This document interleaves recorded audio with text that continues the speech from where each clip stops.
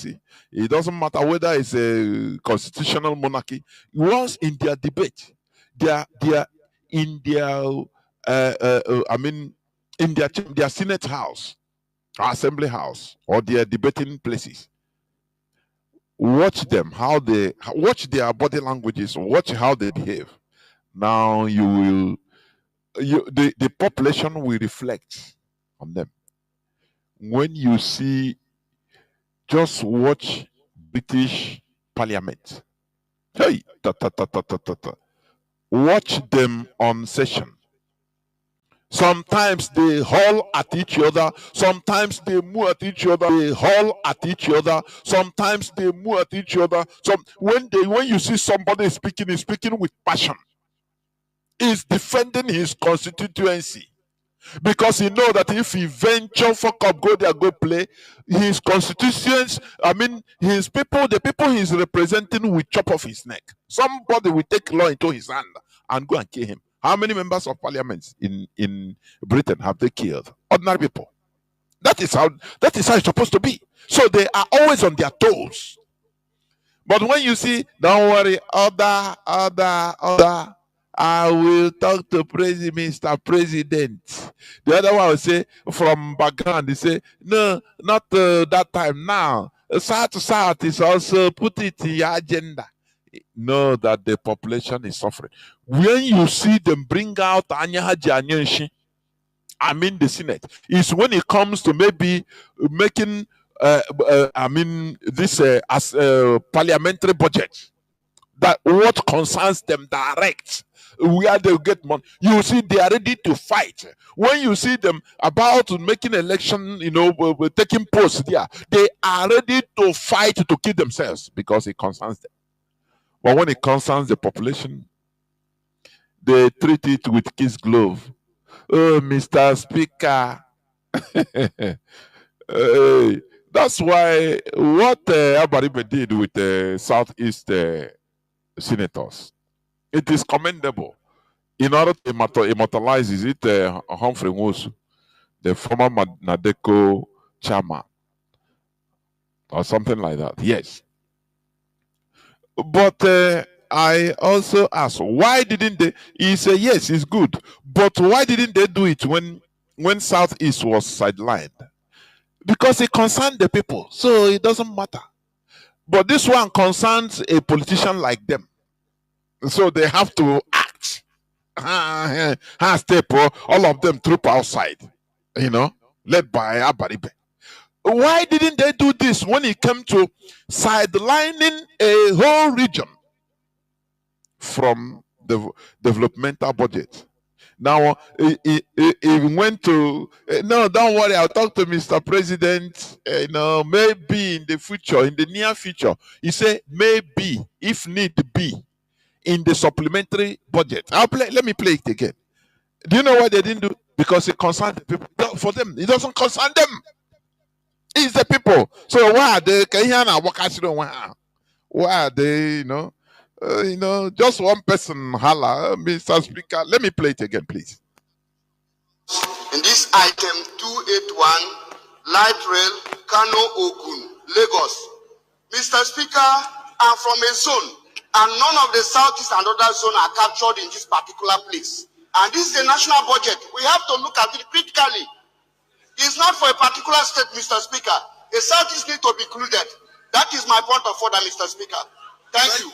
When this man is talking, where are the Southeastern and Southerners others? Why didn't they stage walk out and say, no, let us get out? Why? This is where we are representing. If we cannot do this, well, what are we then doing here? You cannot get anything from something so huge as infrastructural developmental budget in your zone, which means you are sidelined, you are excluded completely, and they are there humming like mosquitoes. Why didn't they step out? All of them walk out like they did for Humphrey Nwosu? Why didn't they do it? That's why. Do you see politicians? I don't praise them. Do you see Nigerian politicians? I can never praise them. They know what they are doing. They are rala. This time around, they do it so that we clap for them now. You are fighting for Humphrey wants to be immortalized. What has it? Is it more important than a whole region being sidelined for your information? You know what? This is a place you are representing. They should, all of them, say no. We cannot do it. We cannot stay here representing, receiving salary in the blood of in the heads of our people we are representing. Why didn't they do that? Why didn't they do that? Look at the reply. Thank you, Honorable. I am sure in the course of the year that Mr. Speaker,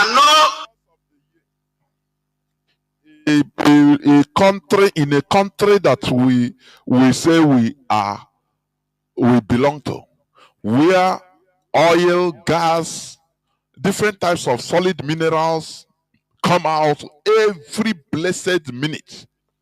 They are reaping it. Our political class didn't deem it.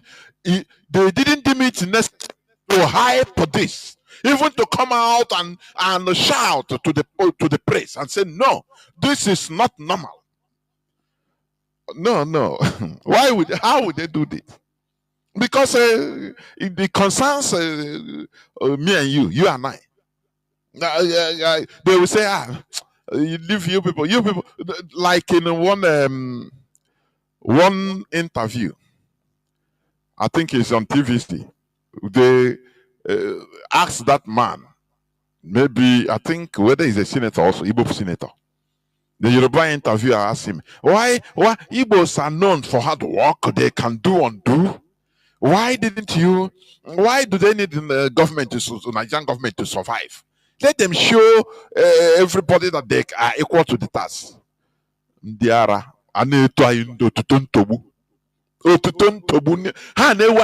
I'm telling you that just a wine man. How can you say how can you tell me that look, we can survive without government? How dare you say that? And we're in a country. We are not in charge of the mineral resources, the natural resources that they are milking from our land. We don't have the money. And you want us to carry the burden as we are carrying. We are, just imagine yourself listening to me from any part of as an Igbo person, as a Biafran. Imagine how many people you are paying their school fees in the zoo. Whether you are in Lagos, yeah, mostly so these people, are you hearing me? I could remember when we are little. There is one these people that used to upload. If we finish school, I go to my father's workshop. We'll be talking to these people that used to offload the cement, and there's one of them that is not so sound mentally, but is very strong. So the people he's working with, they'll be taunting him. They'll be taunting him. Strong. If you're strong, carry 3 cement at a time. Now let's see. I go to him. Waiting. Only 2-3 cements at a time. Hey, no, the weekend. Wow, not knowing that they are using him. Do you see the mentality? They're using him. They want him to be carrying the majority part of it, the bottom. But after all of them, we share the money from the trailer. Now, it's the same thing they are doing, Igbo people. Oh, you are hard working. I know. We can do undo. Hey, we can. Shut up. We have understood all their games, all their mind control manipulations. That is the way they manipulate us. Because now we're not on the have you try? Hey, now you people can do undo. Anywhere you go, you know, see Igbo man. Or there are miners scavenge everywhere. Can't you? Is it not good for us to travel outside on vacations only? You go and enjoy your life outside anywhere you want to go. Stay 1 month on holiday. You come back. You and your family, you come back to your land and continue working. Or there are everywhere. Or there are eh? Because we lack the understanding of politics. So this way, look at this is how they are treating they are treating us, our land inside Nigeria. This is very, very sad. I will continue playing this thing. Will continue. Anytime I see it, it haunts me. What are these people in the chambers? What are they doing? Who are they representing? Today or yesterday they walked out. They want to immortalize this and that. Why didn't they do that when they sidelined the whole region from Nigerian budget? Something that can serve the population. They didn't care because that is how they see everybody. They see the population as Ndiara, our population, Ndiara. Do it, just sidelines, maybe northwest. Let there be no this thing in northwest. Let the sideline northwest. You shall see how people represent. They will scatter everywhere. As they are scattering, they are calling people in their constituency now in northwest to rise up. Anything they see, let them scatter. That is how it is done. Because now they tell them that, oh, you are no longer part of Nigeria. That is what it means. But in our own land, in our own case, we took it with just like that. Nah, anyway, because you can send your family, you send them $100, you send them money. Anything that happen, I work a brother, now and I want they will receive money. So they don't care to fight anything concerning government. They don't care because they have option, isn't it? This is annoying. All that time, it is now. Let us do it now. I want on a let us do it now. And now the other time now.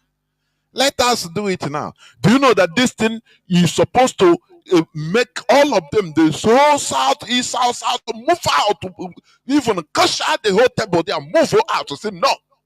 This thing cannot happen. Why will you sideline us in a government budget of 2025? For what? Because who cares? After all, the population does the population do anything? They are inside churches praying for God to open for open door night vigil. They are there. Do they care about government? So why would they defend? Do they know anything? Does the population understand anything? They are waiting for the assistant Kechi to send money from Canada. So waiting concern. They will tell you, said Jesus Agosigo. So he has blessed me. So my daughter is one is in Toronto, the other one is in Germany, the other one is so what is he fighting? Jesus has blessed him now. Do you see? I don't want to talk against Nnamdi. Do you see this situation we are in? If we don't really rise up, it will hunt us to death. It will haunt our generations, I'm telling you. This I don't care about attitude. I need to buy it. Hey, you people are hard working. Oh, you don't need government to you don't need government in your life in order to prosper. I read as a compliment. This is an insult, for goodness sake. This is an insult. It's an insult. Look at how they are treating our case. Mr. Speaker, observation. They are already ongoing now. Yours is noted, Honorable, and will bring it to the attention of Mr. President. Order. In the near future, we'll ensure that that balancing is done. Okay? In the near future. Please let's make progress.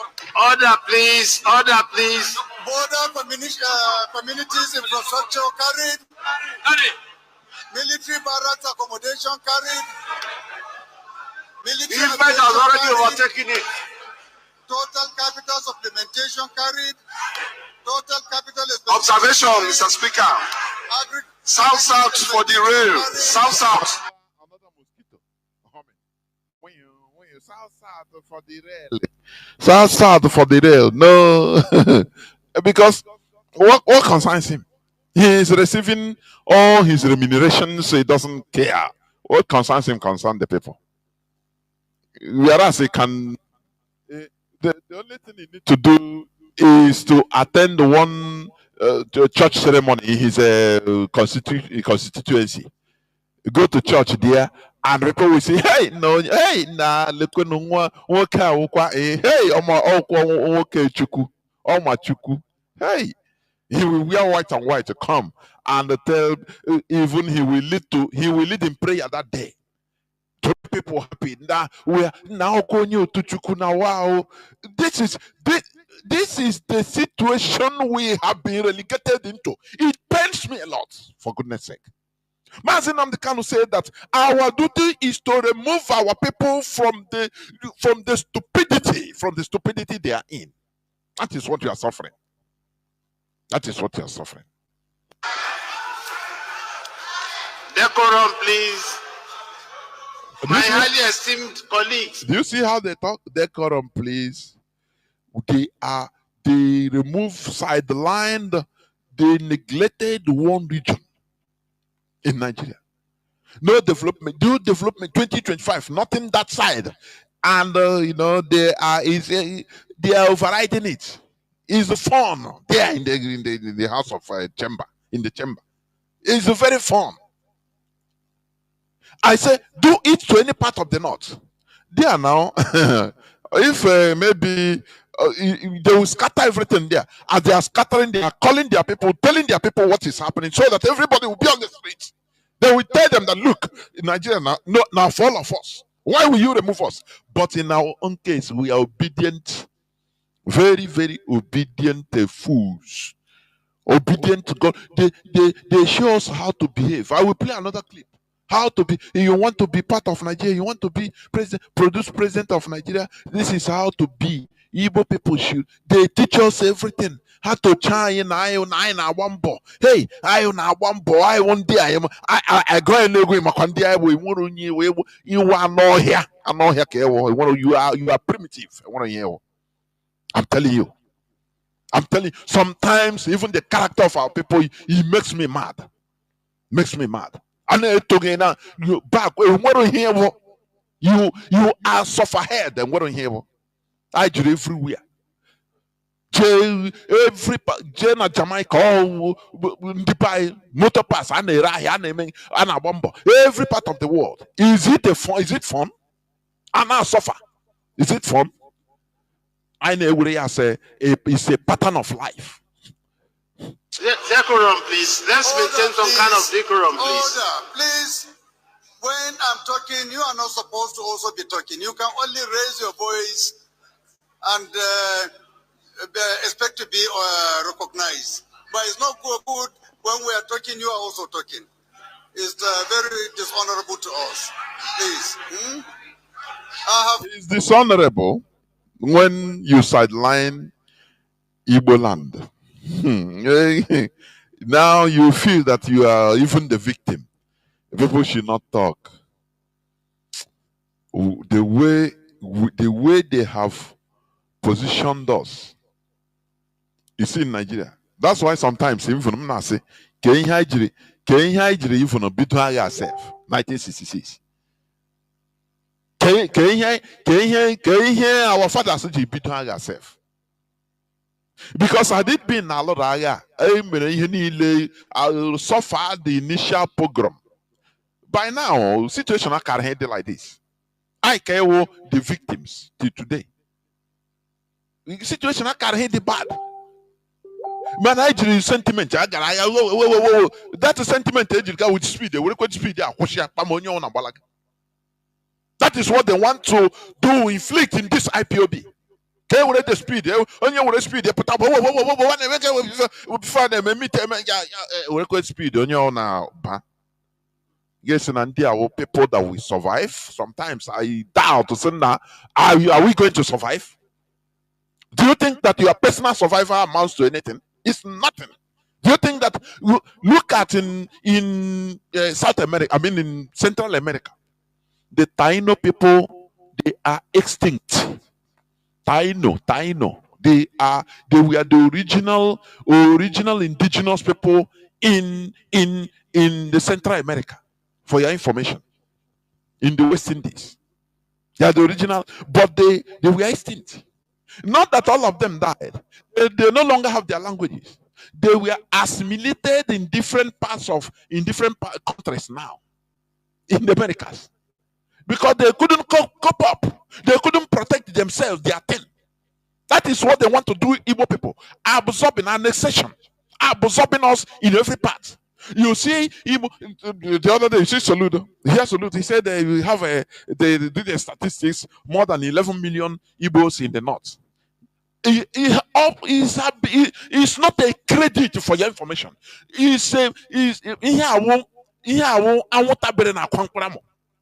you see our people? What I say work is no more a fun or work credit. Or work credit for your information. Mazi last time he said, it's not to travel out is the problem, but it's to come back.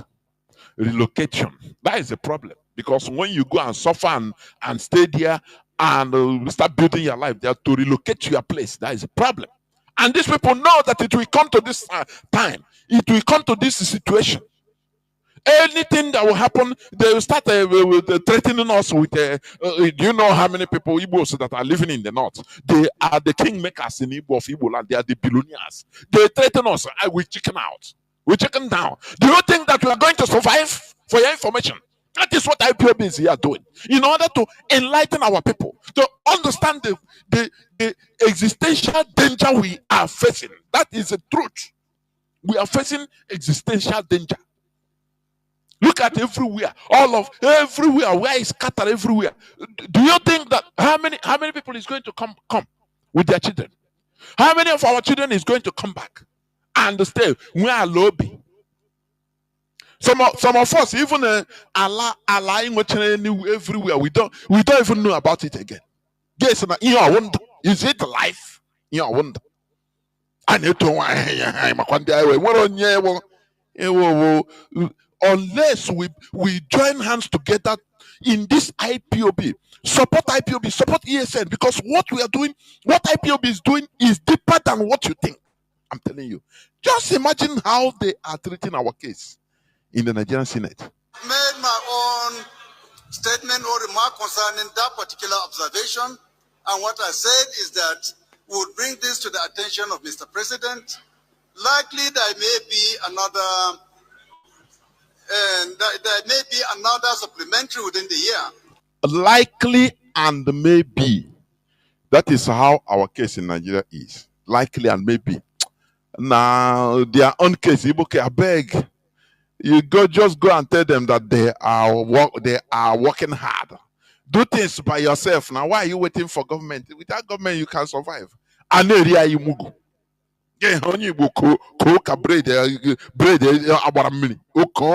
yes, that you are you are an idiot. They are mocking you. You don't know. You don't know. This is why. Let me play this one again. This is why this is it. Tanko Yakasi is giving us the lecture 101, how to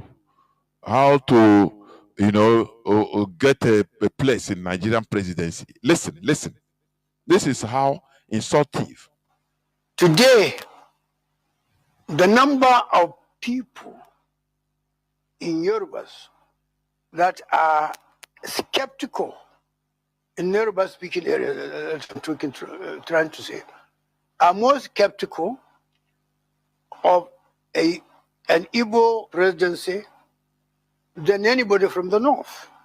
Do you see how these people be? I don't know. I have a program, a topic I want to talk about, but I will continue if time is there. I want to talk about political strength, because all goes together. Do you see how these people, when I say they are genius when it comes to politics, is Tanko Yakasi from the north. Whether it's a Hausa man or a Fulani man or I don't know which tribe. Tanko Yakasi. I think it's an Hausa man.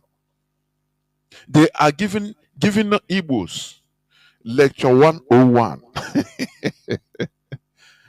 Now they are saying that no, it is not the North that is a problem for Igbos to be present. It is their brother, the Yorubas. But listen, 2020, when Igbo governors and Yoruba governors, for the first time in history, had the Southern governors meeting, you want to join together in order to make a political statement. What happened? All hell broke loose. I will never forget that time. 2020. I was hammering it here on air. 2020. 5 years ago. They came out firing. I mean the Northerners, the Fulani. They came out firing on all their cylinders. Why should Igbos and Yorubas go together? Why should they have the same the Southern meeting? And you start wondering, say, so what concerns the North? The North, they have their meeting, imposed, even including those that didn't call themselves North, the middle belt. They include the people that refuse to be North. They will force them. It's not a problem. Now, South want to have their own meeting together. They started insulting, started telling Igbos that it is Yorubas that kill you people. It is them revealing some things in order to make thwart everything, to cause disharmony. Today, they come back, they say, no, it's the Yoruba that is your problem. Do you see how they play politics? Exactly the same way Britain does. Exactly the same way. They will cause problem. You will fall into the problem. They will now come and start blaming you. Say, no, why didn't you? no, why didn't you? And you wanted to take the right path to avoid the problem. They force you, force you into following that path they want you. And when you fall, everything backfire, they are the same set of people that will come, the same people, they will still come and start blaming you, chiding you. Why is you are incompetent? That's why, this and that. That is the role, the Northerners. That is the way they are playing us like football. Sometimes I'm looking at them, a better one in a ebere ndị Igbo na-eme people that are genuinely good, people mara mma nwoke na nwanyị na-agba mbọ mana la otu esi atọ ọsọ ha ka football, and many no ha na-ezuzu na-emegheri na-eko ịmakwa ndị anyị ama that they are tossing us like tontom football tontom. When we were small, there was this football that you and I played. Very, very sad. It makes me sad to say, how can these people be tossing us like a tontom football? Now he's lecturing us, telling us that the problem is Yoruba. Whereas 2020, for the first, even that time, Dave Omahi and others, some Igbo governors, the Enugu governor that time, Ugwanye, he was scared stiff to the extent he didn't attend the meeting. He sent his deputy governor. I will never forget. With Yorubas together, he was, because his handlers, they have different. Each governor of Igbo governor have a different handler from the north, so they give them command on what to do. Don't attend that meeting. We put you there. Do you know? Do you understand? Say yes, sir. The same people came on AIT, on TVC News, the Fulani, all of them be hammering. Why should South be together? Why? They didn't surprise me that time. There, I confirm what Harold Smith said. He said the Britain built Nigeria on tripod, that Yoruba and Igbo should never work together politically. It's Britain that worked everything. Said no. Are you people going to? He told the Fulani stooges, because the Fulani is their number, is the Western pound foot soldier in West Africa. I'm telling you. He told them, look, are you going to stay there and the Yoruba and Igbos work together? Which means you are gone. They came, I say, every day they came out to put on social media, started squashing, insulting Yorubas. Why should you work with the Igbos? Why should? I said, what is the problem? It made me, I start thinking, what is the, is it a problem? You people are not. There's no problem about it.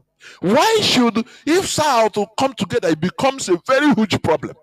Because they know that if these two people work together, finish, that hegemony will be broken.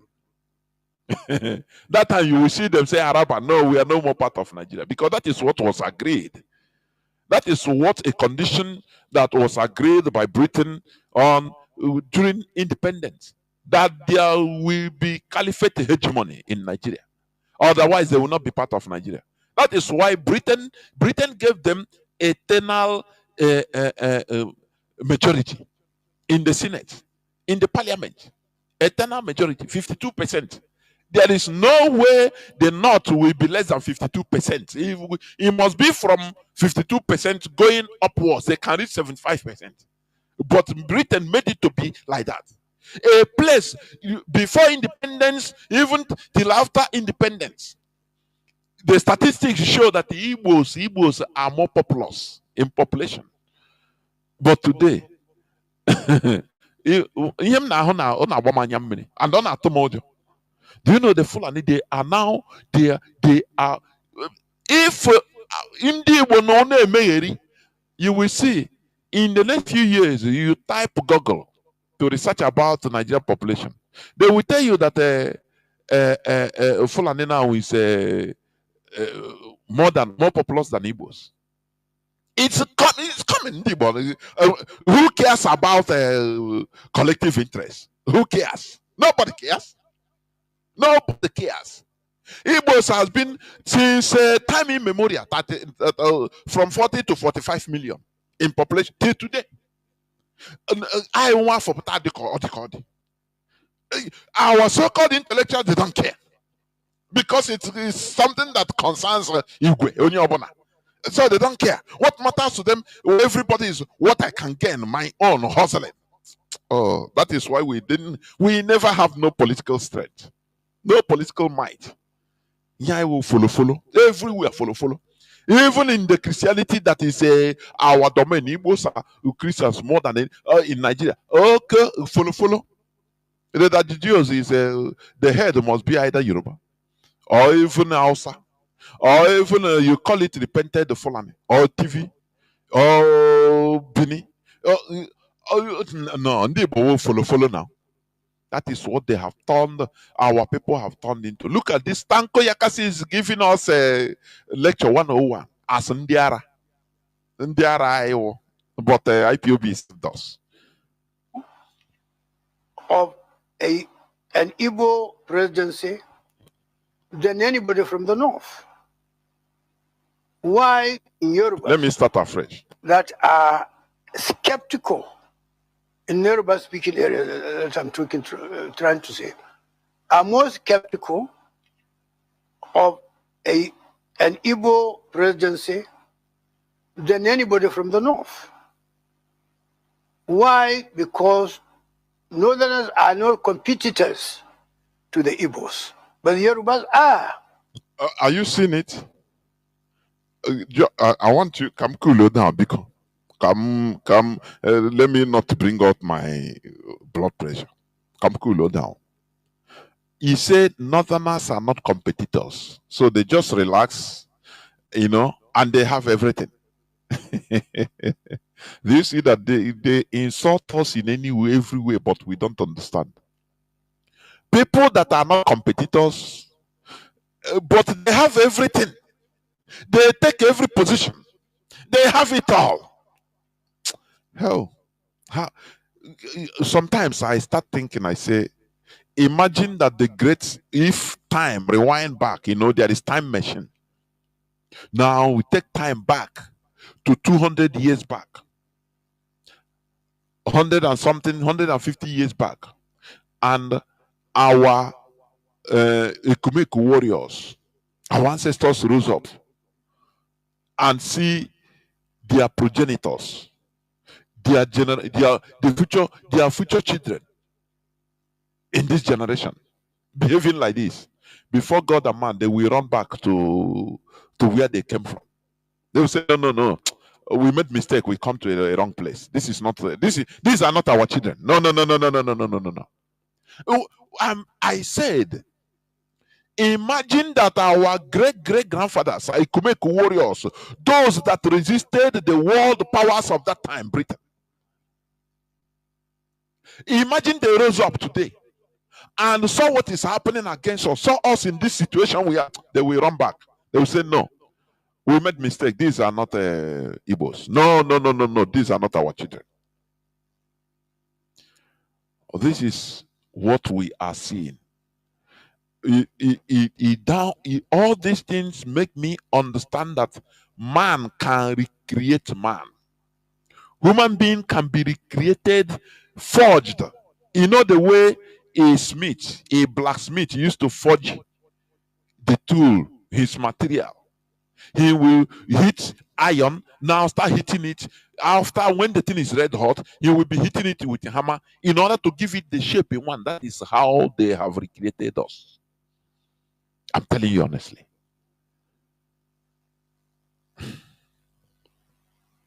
What is the stake in Nigeria? The education and capital. We don't have the capital in the north. We don't have enough educated people. We will have one day. He said the North are not competitive. He accepted it. He said they don't have enough educated people in the North. So they cannot compete with the Igbos. He accepted it. He accepted everything. Is it schooling? They cannot school, they don't school. He accepted it. He said they don't have now. But maybe one day they will have educated people. So they are not there to compete with the Igbos. But now you ask yourself, why then does everything, or do they, sit down on everything? They have the oil wells. They have everything. Every political post, they have it. Every federal government, Nigerian government, federal government working space, they full there. But they are not competitive. Oh, Chinekele. I know. There will be a time when we'll surpass the South. The time is coming. But it's not now. It's not there yet. It's not yet. He believed that the time will come, they might surpass the South in education. But it's not now yet. Let me go back a bit. Do you analyze issues critically? Analyze what this man is saying. He agreed because he's trying to push us to understand that the Yoruba is our problem. He said the North, they don't have they accept it. Korea land Alhaji bugged the conversation. You saw Alhaji say that Osama know anything. They know anything. Waiting that is, if you allow Igbo to be the president, that they will be in almighty North will be their prison for all of them. Do you see that? But now you ask, okay, why then you accept that you are idiots, you are illiterates, you are not competitive in this modern governance and modern time, but when you come to Nigeria, you have everything. Every position is for you.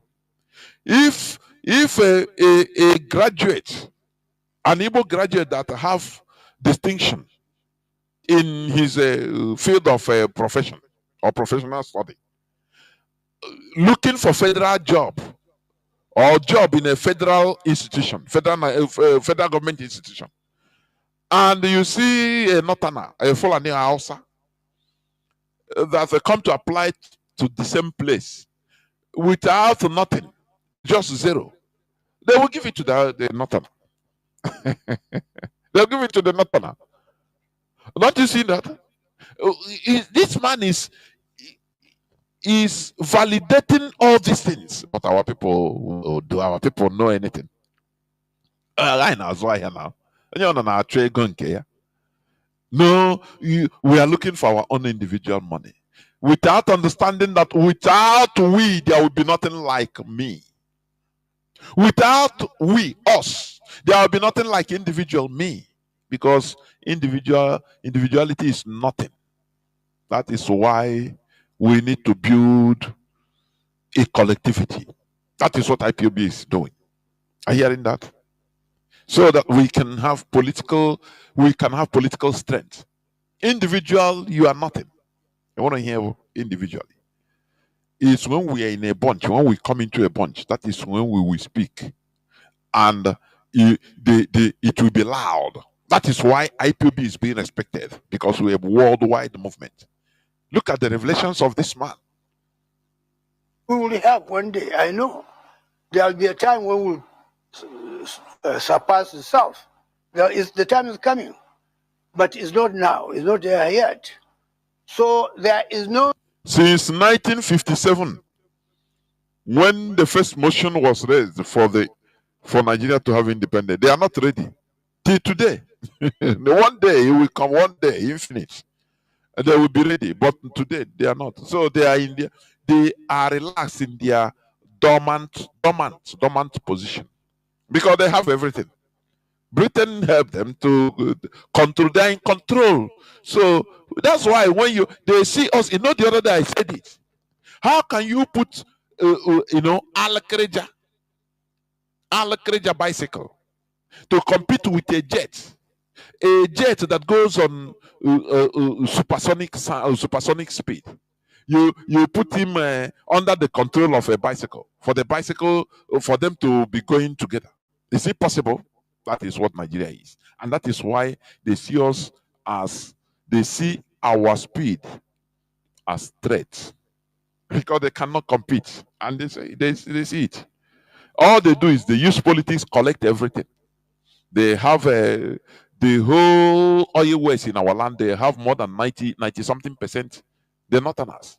Every position, federal position, they control,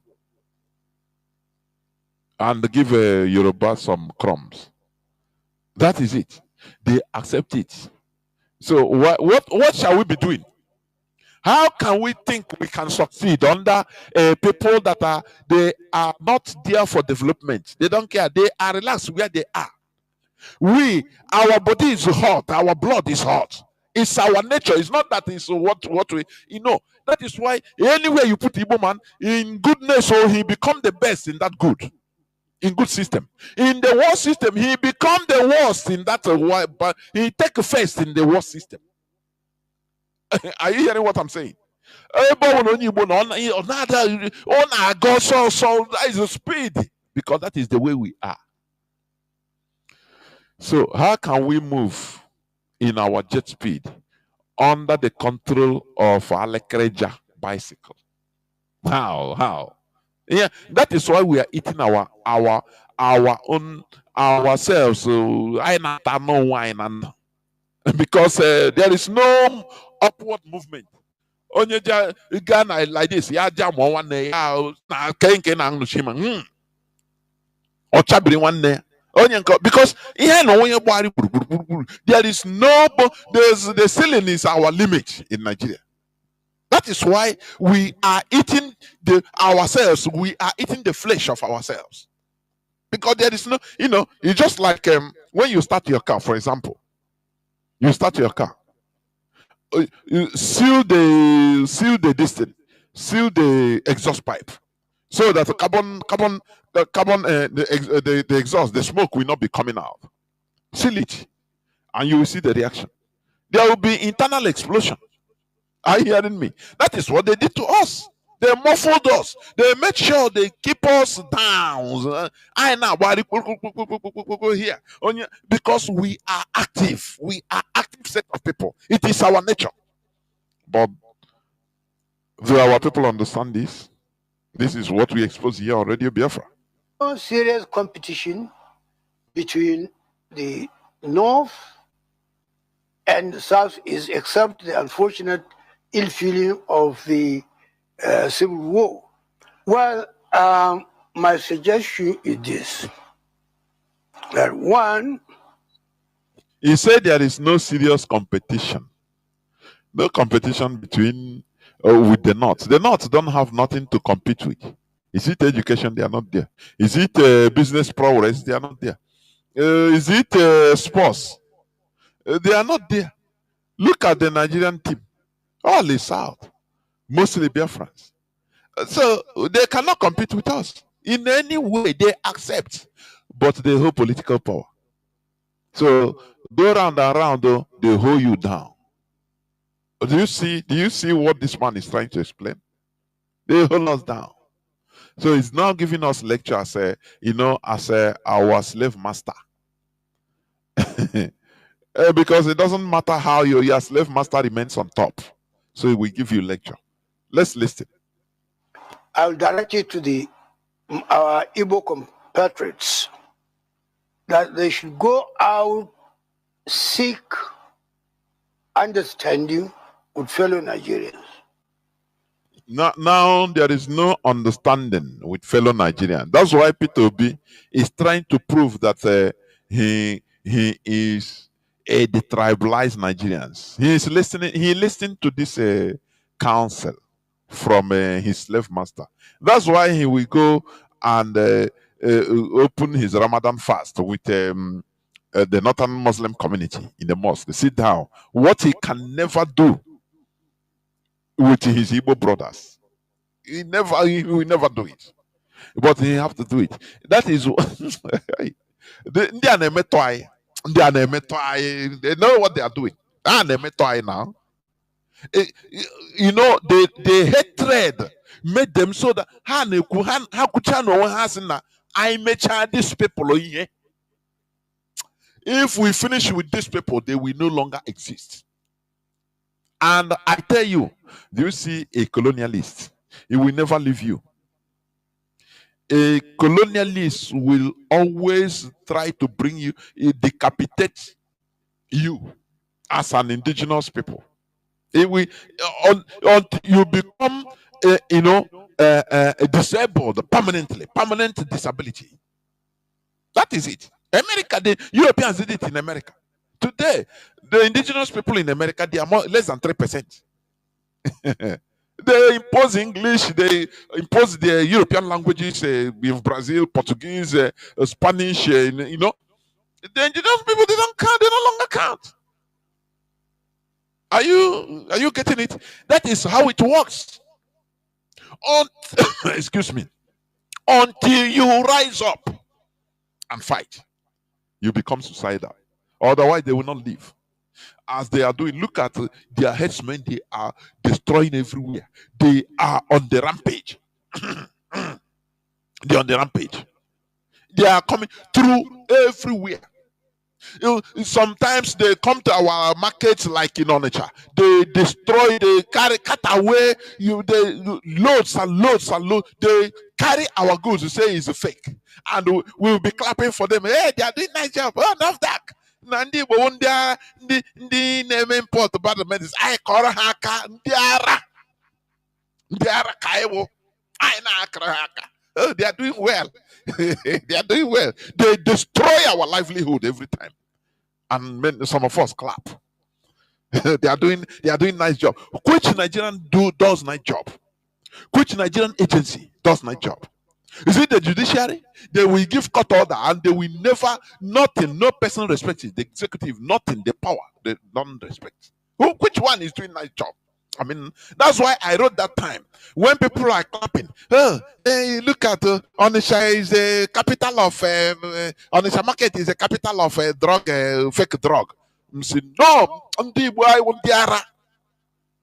any action, anything you see Nigerian government through their NAFDAC or EFCC do, anything they do in our land massively like that, know that there is a hidden agenda, is to destroy us. I never look at it like you, like the way you look at it.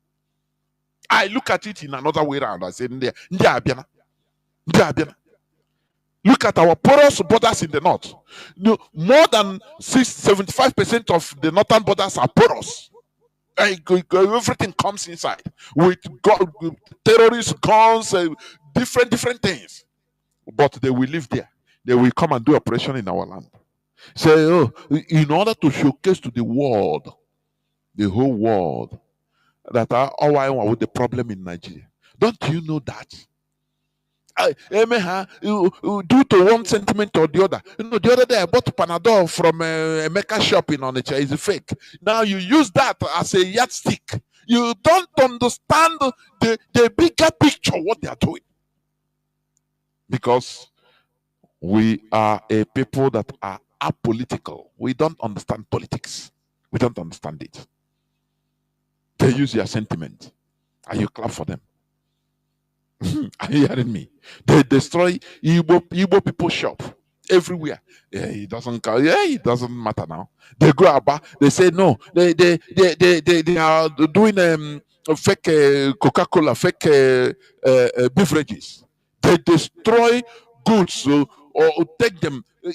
They carry goods, took away goods that worth billions and billions of naira and close everywhere.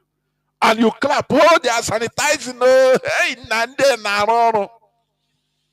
Or say, what ejula na sunyo na ebu na sobu onwe ya see on na sunyo okan. Oh, in the mind. Hey, and na clap na kaka. They are You don't look beyond what they are doing. They are destroying. Do you know all these things they are doing? Do you know how many thousands of our people they have knocked off? Do you know how many thousands of our youths that are they have removed from from their businesses? They have knocked off. Do you know how many that will enter into violent crime? Do you know? And they buy. Hi. Sometimes I baffle. I'm telling you. Let me finish it before I enter into. Tell them that, in fairness, they should be supported to produce the next president. But don't threat. Don't let them issue threat. They are teaching their children. Don't issue threats. But Tinubu entered there with a complete threat. Buhari entered the office with a threat. He said, "Bloods of monkeys and baboons. If he didn't win the election 2015, that blood of baboons and monkeys will flow in the streets of Nigeria." What made good Lord Jonathan to chicken out? I said no. He saw it. He said no. The blood of Nigeria does not merit or do not merit my political ambition. He chicken out because they threaten him. But he's giving a lecture 101 to their slaves. No, don't do this.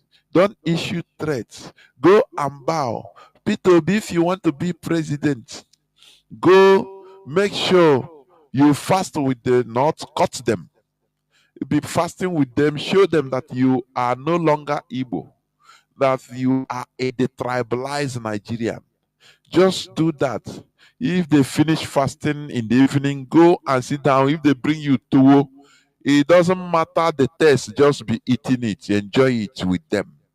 It's like that. That is how, so that the people will at least see you that you how go touch cha how zwayo kwonya mamri me touch cha how is I town no here we gonna come out there. This is a lecture. Don't work when you are looking for something like this, because threat doesn't get you votes. This thing is a matter of casting vote. When somebody goes into booth to cast his vote, it will be he and his God alone. So win his heart. Don't try to antagonize him. If you antagonize him, he will not vote for you. And he has not committed any sin or offense. So persuade, this is the reason why political parties campaign. It's just to... Let me leave this useless idiot. But onye me ihe na ya okpokoro ụmụ nwanyị were ya kwuo ahịhịa ya odetin ndị Igbo anyị emego nwanyị okpokoro. Our people anyị emetogo nwanyị that money can buy, we can be bought with money. We can be influenced without dignity. And that's why they have mouth talking to us like this. That's why I'm just saying. That's why I say that if our ancestors rise up today from their their graves, I'm telling you, they will run back. They will say, "No, these are not. No, no, these are not our blood. No, no, no, no, no, no, no, no, no, no. These are not our blood. No, no, no, no. We come in the wrong place." A great Igbo race. Can this look at, don't threat. If you are talking, put your mouth straight. You know, show that you are the tribalized Nigeria. That is an Igbo man that they always describe as a detribalized Nigeria. Man, onye nwụrụ anwụ. Ota ata eze no. I say detribalized. Opposed of them is a detribalized Nigeria because you are a heavy tool. You can be used to kill your people with impunity. That is what it means. It's an insult. Let me please read the news. I mean, our press release today. I will not be able to go into what I prepared today. It will be another day. But after, I will read just some few news headlines. IPOB press release of 27th of March 2025. ESN IPOB was never involved in the barbarism that happened in Osun and other communities in Imo State and in Imo and Anambra states. IPOB.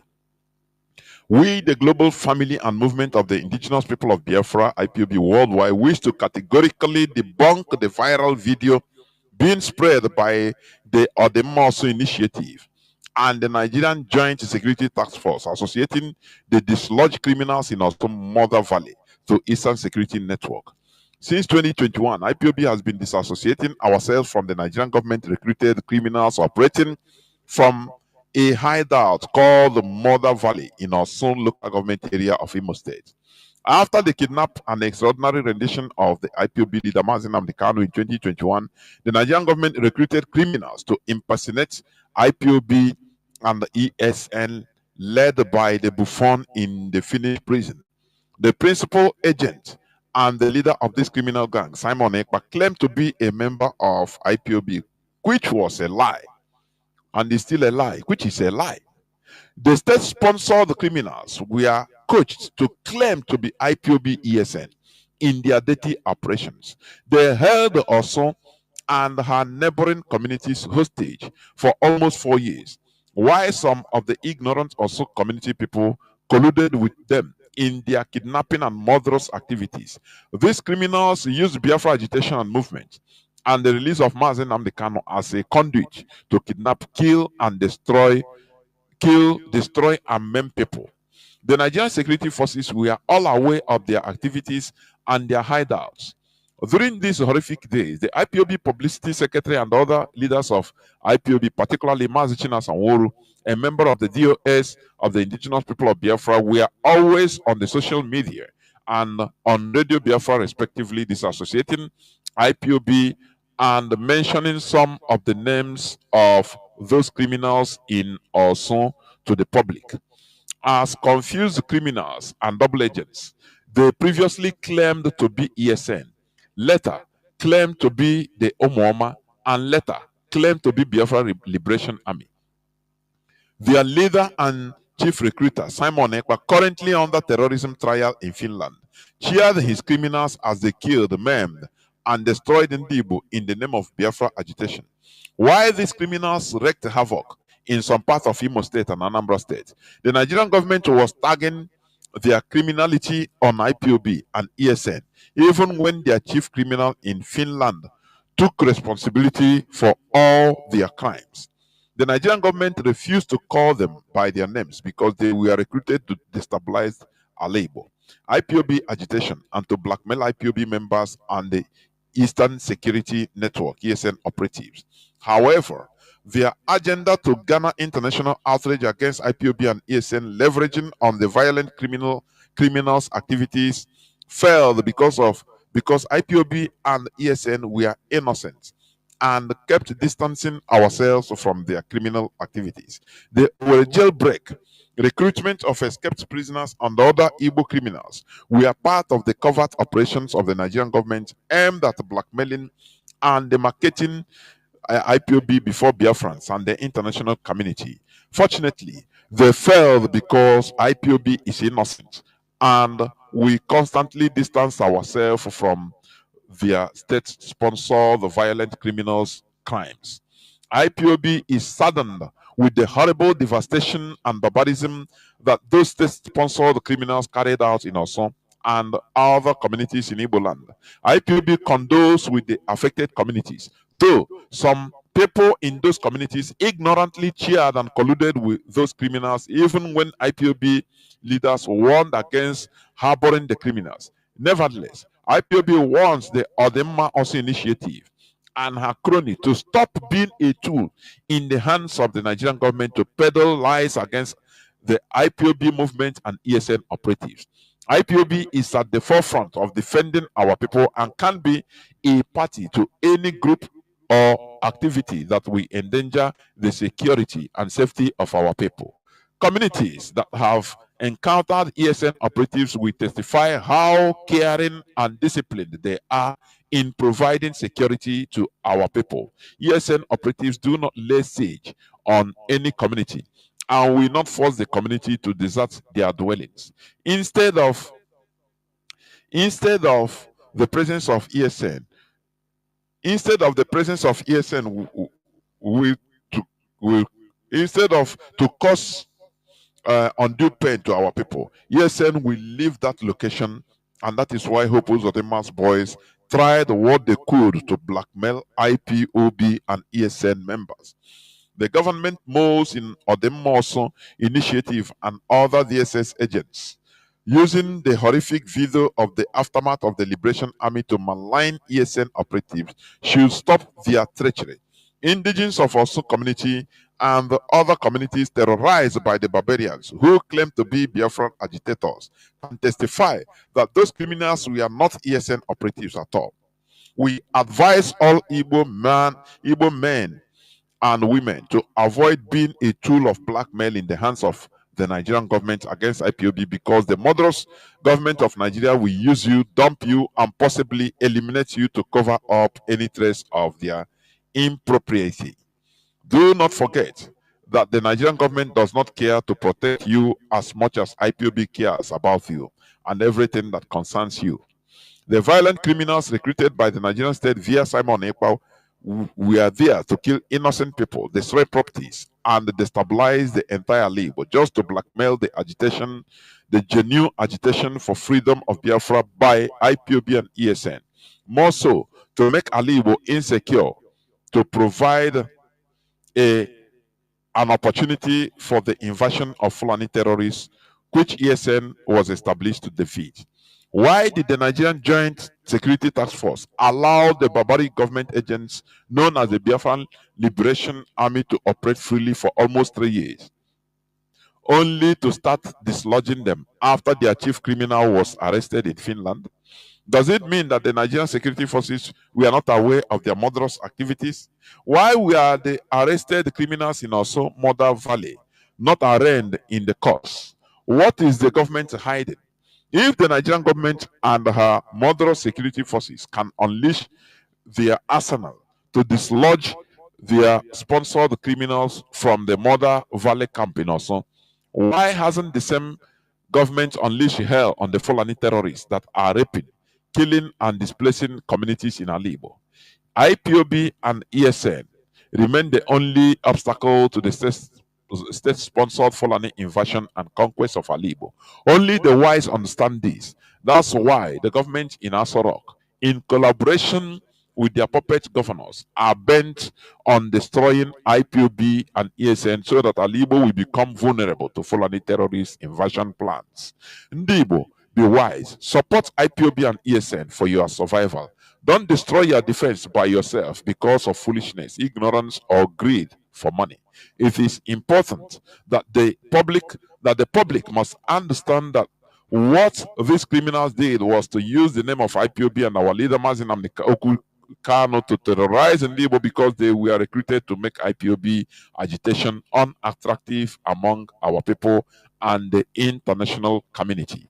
ESN operatives were never involved in murderous and barbaric activities in also Lilu, Ihiala, Okigwe, and any other community terrorized by the government agents called the Biafra Liberation Army. ESN, since its formation, has focused on the objective of dislodging Fulani terrorists nicknamed the Herdsmen out from our bushes and forests across Biafra land. IPOB and ESN will not be handicapped by the Nigerian government-sponsored blackmail. Comrade Emma Powerful, Media and Publicity Secretary for the indigenous people of Biafra. Now, let me say something here. You know, when you see, for example, our brothers, some of our brothers in the riverine area, they tell you, no, we are not, I'm not Igbo. I don't support Biafra. What do you think? No, what do you blame them, right? But even during the war, Nigeria played the same thing. He played the first game on them. Nigerian military, you know what they do? What they did? They dressed themselves as a Biafran military. They dressed with Biafran military, with Biafran insignia on them, and came to our people. They say, no, we are Biafrans. We are Biafrans. They say, okay. They welcome them as our dear brothers. Now they started killing them. Say, we are Biafrans. We hate you. You know, started raping and killing them, shouting obscenities. So to turn their heart against Biafrans. This is a ploy now. Mazi Nnamdi Kanu say, look, you people that are saying, let move on, can you survive propaganda? This is part of the propaganda. Do you think propaganda is only talking on radio or when they tell you something lie or you know? No. Propaganda is being acted. It can be acted as a film, as a movie. That is propaganda. When you see, for example, all these pastors, when they go do RNG, come and somebody will be coming. If, for example, a pastor, that the GO maybe will come, he want to come to at the end of this year, for example, in December, to do crusade, to hold crusade, they will plant some maybe 3, 4, 5 people, which come from nowhere. They tell you maybe come from this one, from Kogi. You look at, do you know what is propaganda? To deceive, scamming. It is so deep. They can plant 3, 4 people. It's money, they'll pay, it's investment. Because they know that the job will pay. They will relocate to that way. You know, one will be deaf, another person, another side, and maybe is living in, for example, Olo. The other one is living in Aba. You don't know that they were planted 8 months before the time. You don't know. Are you hearing what I'm saying? I am telling you about this type of operation. It's a very intelligent, covert propaganda operation. Now, these people, as they live, you never knew that they will program crusade for, you know, where stadium, Central Stadium, come December. But they have started, they planted people that live in a yard as one will be acting blind. He's a blind person living. Maybe he's living with his sister or brother, not knowing that they are just paying them. They will be paying, the people that planted them will be paying. How much is house rent? You hire one room for them. The other people, another side, they don't know each other. This one will be blind. Every time he will be begging. People will know him, say, this is a beggar or is a blind person.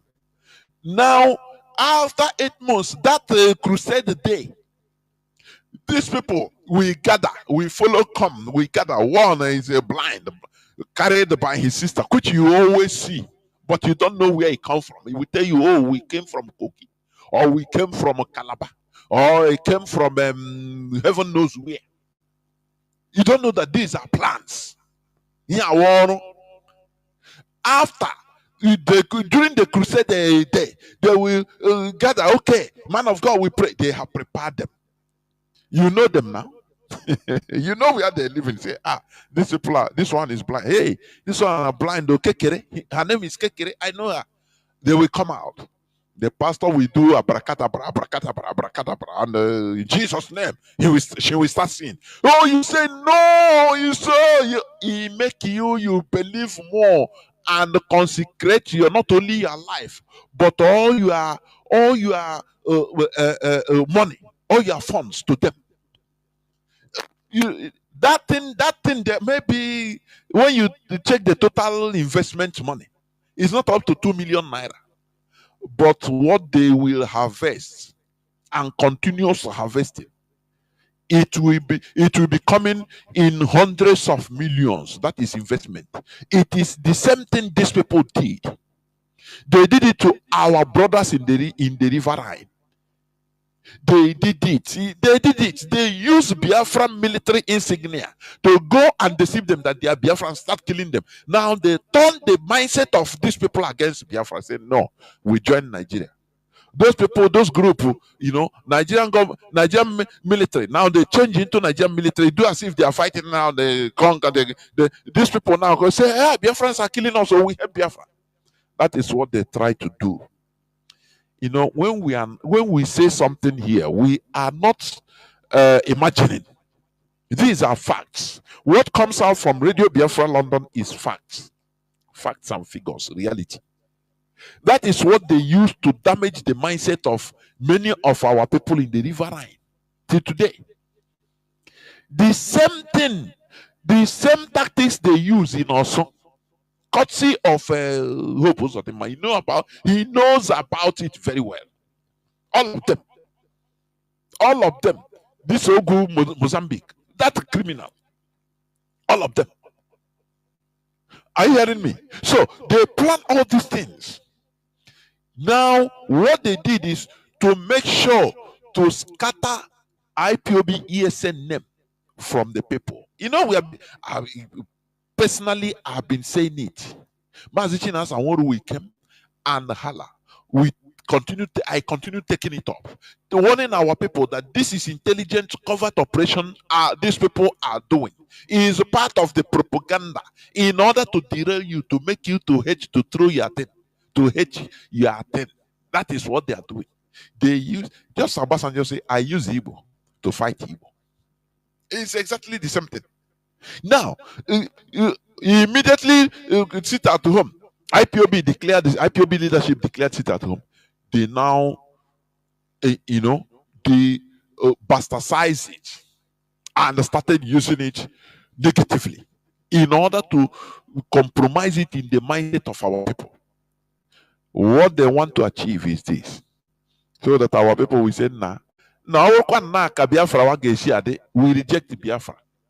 That is a propaganda. I don't know. Hey, if our people can be so sophisticated in understanding, not easy, simple, straightforward thinking. No, you think sophisticatedly. I'm telling you, that is how it is. Remember, we are fighting just like David and Goliath fight. Nigeria has the money. They have the money to pay everybody. Those people that made that video, they pay them. Those, that is Nigeria. It's a country. Oil is flowing. It's a country with the billions of dollar budget. Do you know how much they are paying? They are spending to destroy IPOB. They bought a satellite company, a Jewish Israeli satellite company in America. That is not for what is not up to $2.5 million. The what? An asset that is not up to $2.5 million. Nigeria in 2015 bought it almost 20 million. Is it 14 to 20? Between 14 to 20 million dollars. If it is you will sell an asset. For example, you have a car. Let me bring it down so that you understand. You have a car you have used, and you are using it. Maybe the car you bought it 10 million naira, and you are using it. Maybe one car like that. You are using it too. All of a sudden, one person comes and say, "Oh boy, I need this your car." He said, "No, I'm not selling it." He said, "I will give you 100 million. What are you talking? Give me the car. What are you going to do?" Even you will jump down, even if it's on the express road. You say, "Give me money. Take. Let me take go home." Is it not what you're going to do? That is what Nigerian government did. Just in order to remove Radio Biafra London, to stop Radio Biafra London. Do you remember when they gave they boasted that they have crushed Radio Biafra London? That was what happened. Do you know that? So if Nigeria can do this kind of thing, spend almost $20 million on a company that they don't need, a company that is not up to, that the net worth is not up to 2.5 million, what then do you think? They can go at any length to destroy us. Don't you know that? But that's why I say Nigeria, they are just ignorant. I am telling you, they don't know the crop of people that are in IPOB. They don't know. You know, they have tried any way in order. They thought that removing Mazi Nnamdi Kanu from the picture, that the IPOB will be destroyed. They didn't know that, no, it's not what they thought. Obasanjo gave them the tomb up. Say, do this, and then they will fall. Remove Mazi Nnamdi Kanu is the center of gravity. Remove him, and all of them will run. Look at he gave an example. It's me that destroyed Wazirike now. I remove him from the picture. Now I go and corrupted his people outside with guns. They started kidnapping. So do it to these people. They are the same. They don't know that this is a special set of people.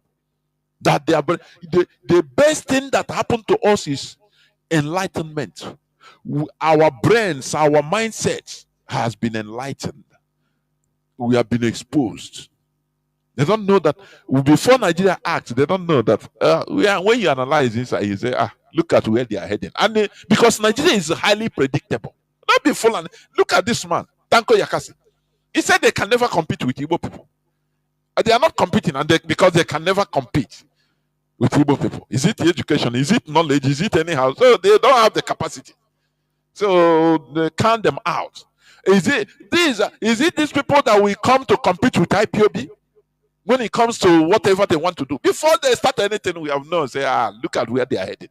They are highly predictable. Nigeria is highly predictable. They are like that. Because what matters to them is they use money. They are careless. Nigerian government, they are careless. So they are predictable. They believe that they can use money to get anything they want. And that is what they used to do. Any foreign ambassador, any foreign consulate ambassador that is in Nigeria, they will try to influence him. All these countries that are, the bulletin in this world, that when they speak, they can be heard. They bribe them, they influence them. I am telling you, in Nigeria, all but none, so that they will be given different rubbish reports. If something is happening, A is happening, they will be reporting B. Giving back their government, this is what is happening, not the reality. What Nigeria told them is what they report, because they influence them. So they thought that they can buy everybody. That IPOB leadership, these people, they don't know that we are. Do you see this crop of IPOB? We are not interested in your for money. Go to hell with your for money. Go to hell. They don't know that, but now they are understanding. So they tried to destroy, demonize IPOB, ESN, in the mindset of our people. They use money. Remember Dave Umahi boasted when he was still the governor of Ebonyi State. He boasted that he's going to form a parallel IPOB. What happened? He did it. They scavenged it, they scouted for somebody, and the experiment was there. So they say, bingo, this is a tool. They use their agents to sponsor him, be telling him what to be talking, answer ESN, this and that, so that what they want to achieve. You see all those communities in Osun, our mama in Hiala, all those Lilu, all those places, so that you are the people there, they will hate anything concerning Biafra. Now, if you now fall into this trap, why then will you blame an Igbo person in Delta State? He tell you, say, I'm not Igbo. I'm Chidima, I'm not Igbo. Don't blame him. Don't blame Ikwere for not answering Igbo. Don't blame him now, because the same thing was played on them. The same game, and they fell into it. How can IPOB be killing people that we vow to protect? How? Just tell me how. People that know ESN, the communities that have known ESN, which we have witnesses that are thanking IPOB every day. Not they say that are writing, thanking IPOB, say that yeah, because of ESN, we are still going to farm in my village. I'm telling you. People that know ESN, even ESN, if ESN goes to a community and the community become hostile, say no, we don't need you, they will quietly move. They don't force. They don't force you. They don't force you. Talk less of enforcement of. Have you ever seen, since Mazi Nnamdi Kanu was there, have you ever seen where IPOB is enforcing sit at home? No. These are things you will check and reason. Your brain, put your brain to work small. Say, what have you ever seen where IPOB is enforcing ESN? These people, they were hired to do a job. Listen, in a war, it is like that though. Let me tell you what happened the last time. Do you know how Russian soldiers were able to kick Ukraine out of the Kursk region today? Do you know their breakthrough? Let me tell you.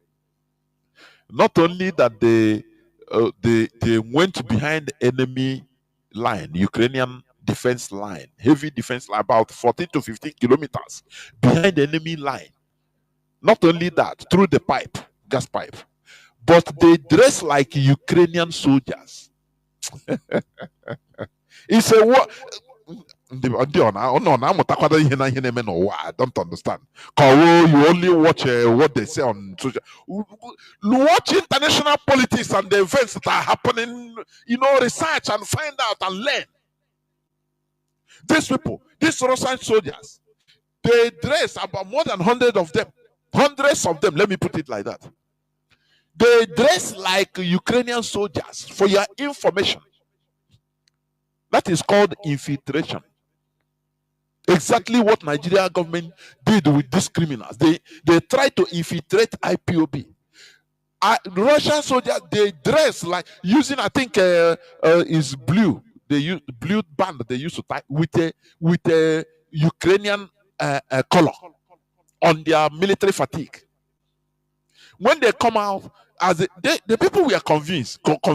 I mean, the Ukrainian soldiers in their bunker, they're confused. Say, who are you? To answer who are you is bombs. They kill them like flies because they were confused. They are saying these are Ukrainians. They chose people that speak pure Ukrainian language without accent. Do you see? That is what is called infiltration. They infiltrated them. And before these people could realize, they have annihilated thousands of them. They have taken over the back. Even till today, till now, they are still hunting because it's a region, Kursk region. They are still hunting some Ukrainian soldiers they block everywhere. Russian soldiers block everywhere. For your information, that is what is going on. So, infiltration is allowed in a war. It's a war tactics. They tried to infiltrate IPOB in order to compromise the mindset of our people. Can't you understand? This is what happened. They paid these people. They used them. Now they accompany it with the Nigerian media, different media. Also this and that media. The video they pay them. Say continue hammering. We don't want this IPOB here. So continue. Nigerian government, as the more they do the video, the more Nigerian government to inbox them money, give them pay money. Say continue. Nigeria is like a wounded lion. Anywhere they see any type of opportunity, they push. And remember, they use they dupe they dupe Nigerian government millions of dollars all the time. This one we come say, don't worry, we are going to deal with IPOB. Do you know how many millions of dollars they remove from the hands of Nigeria? Because Fulani, the caliphate, they pay them money. They don't care. Do they suffer to get the money? Do they suffer? The answer is no. So our people should be wise. Wisdom is what matters. That is why I say, you see, once you awaken the population, you have done the job. People, you can no longer trick them. They will now have responsibility of holding people responsible.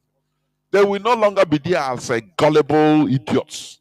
That is why we are exposing all this, so that you understand there is no way. They are spreading all this lies, these videos, nonsense, showing what criminals they support, they sponsored. Now ask yourself, why is it that it is only today? It is only now they are clearing that place. Tell me. Since all this year, okay, Nigerian government don't have the power to fight them there. Is that what you are telling me? Whereas they are Nigerian military. Their military checkpoints is they surround there. Is there with them. They know what they are doing. It is something like this Fulani headsman that is killing every indigenous people, destroying farms of people. Nigerian government doesn't fight them because it is their agenda. It is them that put them. It is the caliphate put them there. So they sponsor them. When you call Nigerian military, say, Fulani, they are disturbing, they are killing in our family, in our village. They will not mind. They say, okay, we are coming. They will wait. Other will come from above, say, don't touch them. The same thing other came from above, say, don't touch these criminals. Just be doing abracadabra with them. Playing cinema. Anything they do, just, just record it. The whole crimes all these criminals commit in our land. Anyone they will video it, they have the video. They send the Nigerian military, the Nigerian government the video. They know. They send all these videos to all the embassies in Nigeria, in Abuja and Lagos. They sent they target, say, look at IPOB, what IPOB ESN is doing. Look at prescribe them in your country. Prescribe. But these people, they are wise. These countries, they know the reality. Who is Nigeria to deceive them? They know. They know. They don't know that sometimes they call our officials in the country and show them all these videos. Say, look at what they say. But when our officials will explain to the government, they say, no, you don't need the explanation. We are just telling you. We know the reality. Leave them. We know Nigeria. Leave. You don't need to explain to us. We know. Nigeria don't know that all these things have been happening. These people, they think that they can bribe the whole world. How much you have? How much you have? American budget, military budget is more than $800 billion. Only military. How much you have, Nigeria, that has how many budget? How much budget you have? Think you can do what? Instead of being correct and fixing everything in the country, let people choose what they want to be. Grant, referendum. Say no, you want to bribe and continue being in quagmire. Look at how Nigerian police, I posted it on my timeline. How Nigerian police is stealing from a tanker that is filled up with fuel, that had an accident and fell off. Nigerian police, they put down their. How I wish that there was a fire that burned all of them. Their car was there, and they carrying rubber plastic, going to scoop up the diesel or fuel from the tanker. Nigeria with the uniform, and you're telling me that this type of country is supposed to exist? Do they think that the international community is not watching?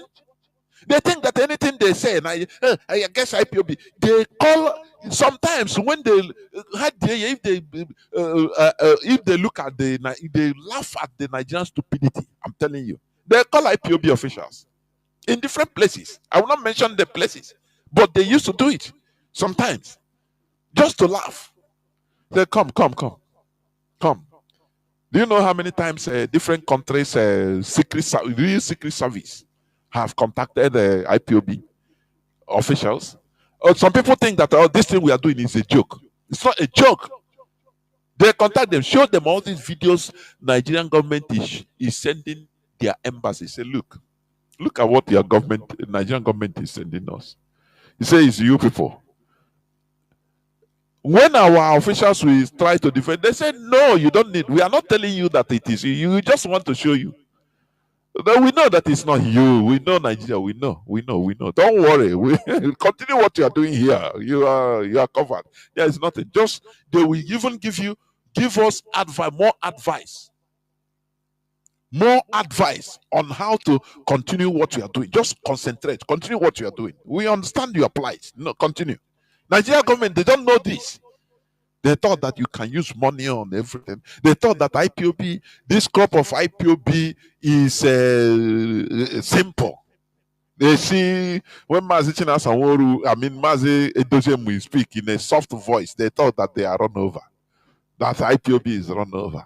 Oh, we have gotten their center of gravity. Now the whole thing will collapse. You are in a cloud kuka land. We are waxing stronger and stronger and stronger. On Saturday, IPOB Italy will be holding their get together in Ferrari, in Italy, on the 29th. For your information, this is IPOB. Who tell you that we are going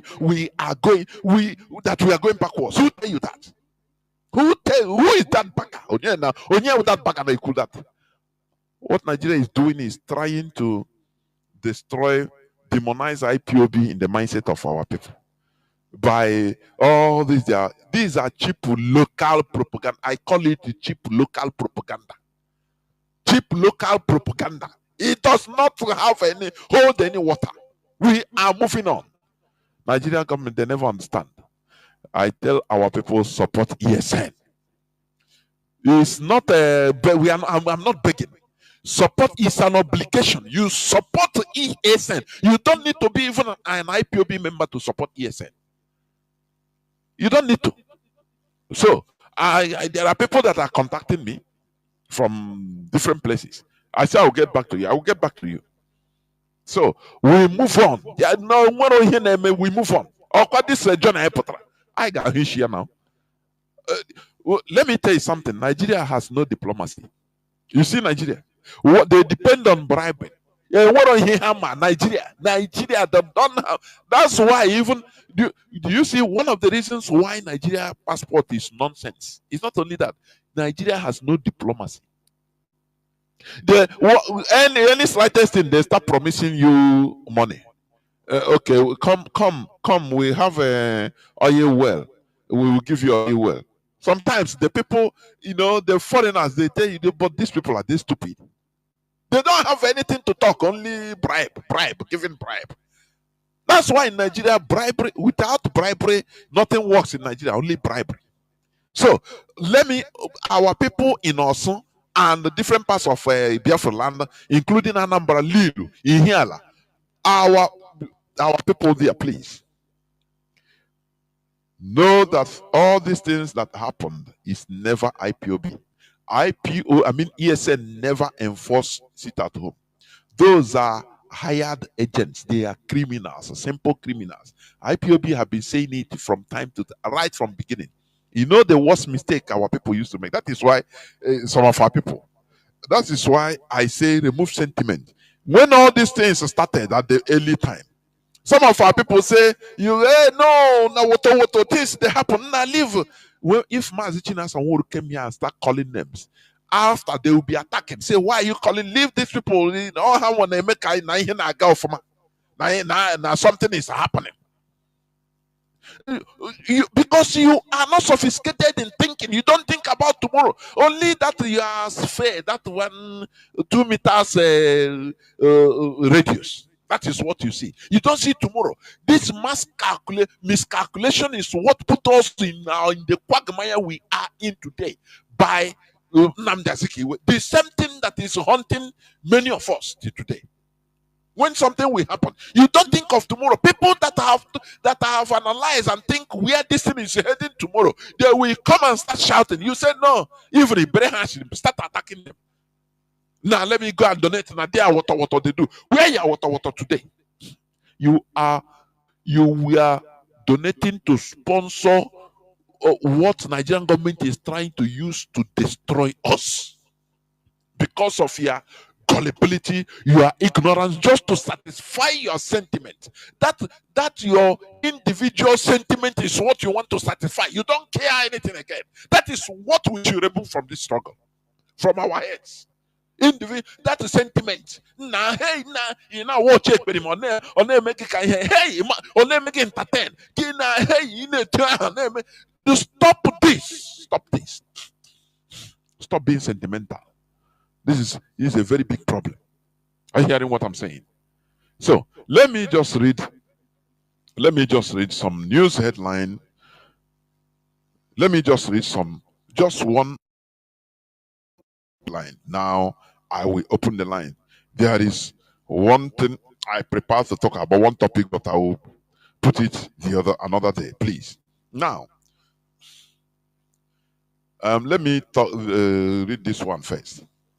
Tinubu government finally pays NYSC members copper new 77,000 allowance. Let me come to this. There is why I want to read. I brought this news headline, please. You know, I'm not a type of person that I will start reading all. Once I put the news headline privately, I have read. Sometimes I glance through most parts. I've got one line, two lines, three. I've gotten what I want to get from there. So I don't need to start reading all. The Nigerian government has finally commenced the payment of the new 77,000 monthly allowance for National Youth Service Corps members. Do you know the reason? Do you know the main reason? Do you remember the girl last 2 weeks or something like that opened up, said they were being paid 33,000 and it didn't serve nothing. It cannot, after paying rent, the money served becomes useless, it's nothing. They go hungry. NYSC. Do you know some people, including some NYSC, started attacking her? Is that why you are going?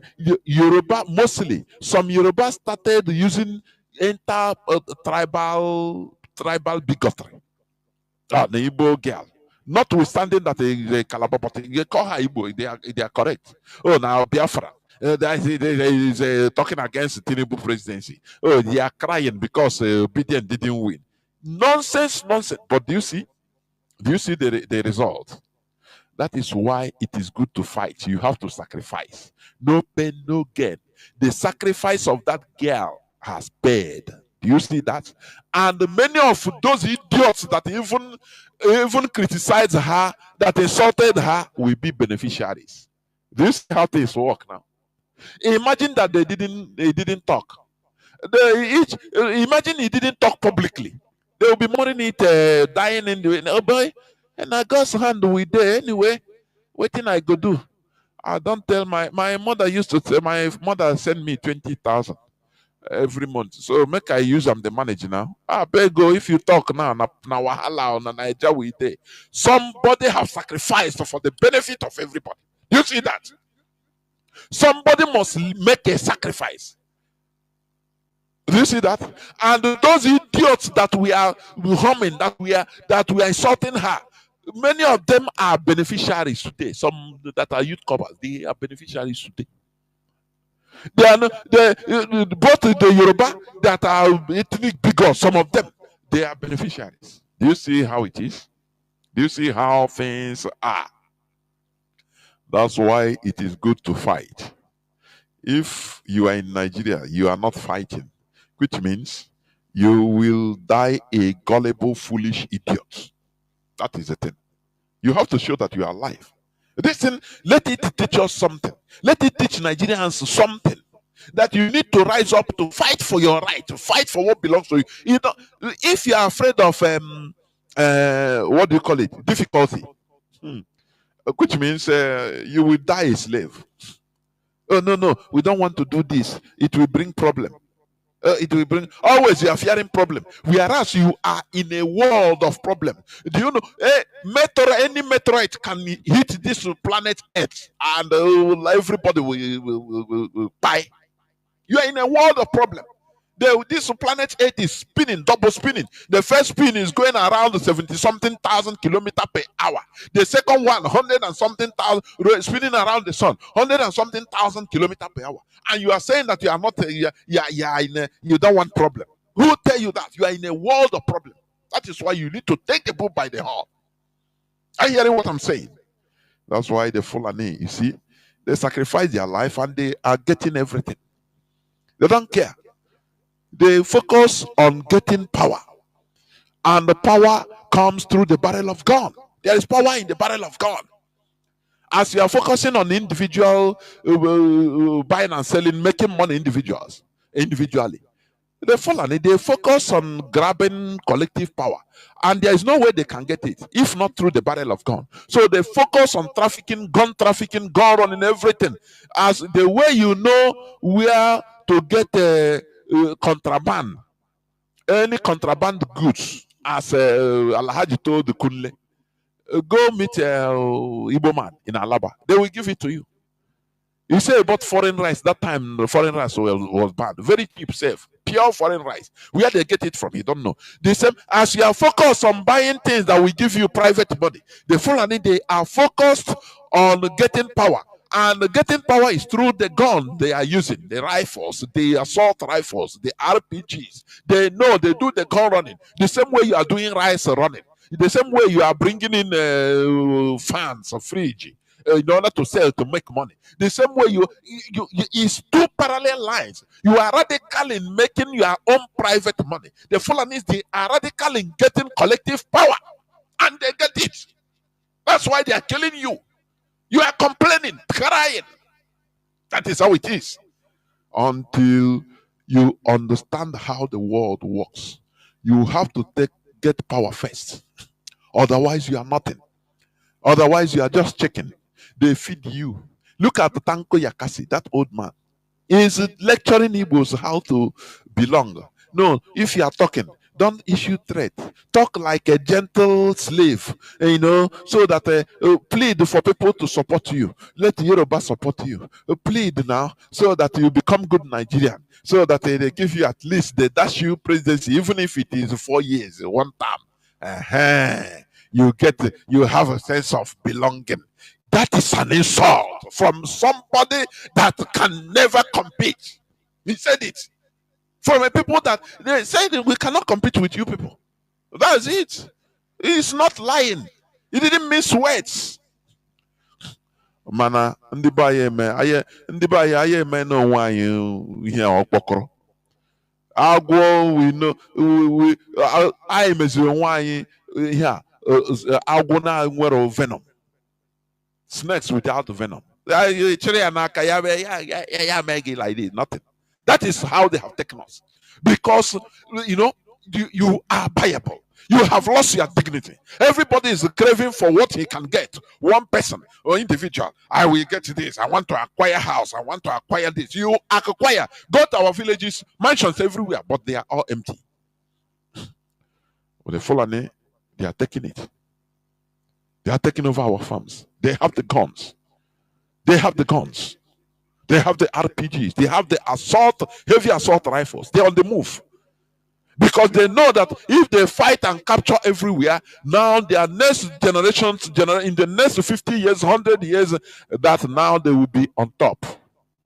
Do you see that? But you that is looking for money, we are looking for private personal money benefit. If they can give you money, to sell your brother, to sell our struggle, and you accept, to kill your brother, and you accept, then that we are heading to destruction. Do you see that? They sidelined our region from any developmental project. And there is no noise about it. Our senators, our chamber parliamentarians, they didn't stage walkout. They didn't make noise. They accepted it as obedient slaves. That's why Tanko Yakasi has the audacity to advise you. And Obi is taking the advice as a very obedient slave. He is. He's taking the advice. That's why he can. Anything that happens in the north, he is the first person to react, to give money, because he wants to be a detribalized Nigerian. Let me go to another news headline, please. Somebody is calling, please. I don't know. Don't call. Are you not listening? It's better to listen. Tebokwananka. I'm telling you. Let us continue. Now, Nigerian police officers warn colleagues. Very funny. Warn colleagues on WhatsApp platforms to be cautious around the alleged hidden cameras in glasses, pens. Okay, so they warn them. Say all those things you are doing. If you see Showore, if he give you bribe, if he give you anything, is a setup. Don't collect. Just be nice because they have camera. So are they not saying? Are they not the people that are saying Nigerian government saying that they are going to reform, that they want to go to this and that? So if that is the case, let them be wearing cameras. They will not. So they warn their colleagues. They say, Nigerian police officers warn colleagues on WhatsApp platforms to be cautious around the Showore, alleged hidden cameras in glasses, pen. That is it. Do you see? Which means they can do anything. No? That's why they can kill you off camera. But what they want to, as ordinary person, they can even hit you and to take over, to take that camera. They can hit you to take that camera. If you're alone, they see you videoing them. Because they know that they are not there to serve the people. They are there doing their own selfish, devilish, demonic business. The other day they killed a police officer by somebody that was defending himself in I think Anambra. When the police officers they scaled his walls in the dead of the night around 2 a.m. He thought that they are criminals, and they are criminals because they came to kidnap him. He used his shotgun to shoot one of them. Now they say, "Oh, we are police. These are fraudsters. He's a Yahoo boy," which is life from the pit of hell. Had it been they succeeded and maybe robbed the person, because they used to mask themselves. You don't know who is who. They used to mask them. If they are doing good thing, why should Nigerian police be wearing masks if they are on official duty? Why? These are things that Nigerians should be questioning, but they don't do because they are busy watching content creation. They are watching content creators. They are busy listening to basket mouth and all of them. They are busy laughing their future out. Very gullible, useless human beings. They are busy at the churches and mosques praying so that God will bring development from heaven to fall. But very idiotic, gullible set of human beings. So these are things they should be. Nigerians should be, even so-called content creator. These are things they should be focusing. Are you hearing me? That okay. If why are Nigerian police wearing masks? If they are doing, because why? Okay, why is for example, you go to immigration office to take a passport. You see immigration officer taking you photo, place camera on you. He's not wearing no mask because he's doing an official job. He's doing something normal. You go to take NIN. The agent there is doing something normal. He's doing his work. He's not wearing mask. Why should Nigerian police wear mask as they are on official duty? It's official. Why should they hide? Why? That is a question Nigerians should ask. Police work is just like any other work, any other government work. Why are others not wearing? Why are you hiding yourself? Because you are doing bad. What you are doing is you are doing evil. That's the thing. Otherwise, why should you fear to showcase yourself, even pin your name, your number? because they know that they are criminals. That's it. That's why they are warning themselves. Let me rush it. Let me read another news headline, please. Let me read another news headline. Boutique owner alleges 15 million naira worth of goods looted during NAFDAC raid on Onisha market. That's it. Not only her, many others. That was a 26th news headline, yesterday's news headline. I saw the video. I say, when these people they start, do you see anything Nigerian media praises? But I am highly skeptical. I'm telling you, I look at the other side. I say I used to think in another way around. Look at this in another way around. See now, there is some. These people are up to something. Oh, they have discovered fake drugs in Onitsha. It's everywhere. They looted. They say that more than 20 trailers. They looted. These are people's sweats. Oh, now, if that's the case, okay, let's assume that some of them are fake. How come do they? How come do they enter? They enter through Lagos seaport, don't they? Which means the government, that section is not working. And you are now suffering innocent people, looting people's goods, and our people are clapping. People are clapping. Our people are clapping. They don't see the other side of the coin, that this is orchestrated against us as a people. It's against us as a people. They have looted this person. Now they have turned her upside down. Tomorrow you start doing hookup. You become a gun runner for criminals, and you blame her. Do you see how they are destroying? They are gradually destroying us, and sometimes we clap for them. Oh no, it's war. The same way what they did in also is now. People don't ask questions. Why should you leave all these people till now? You come because it is an agenda. It's a tactics. It's an agenda. They want to destroy IPOB, but they couldn't. And that's why they said, now mission failed. So let us use this propaganda in order to do what we are doing. Okay. This news headline.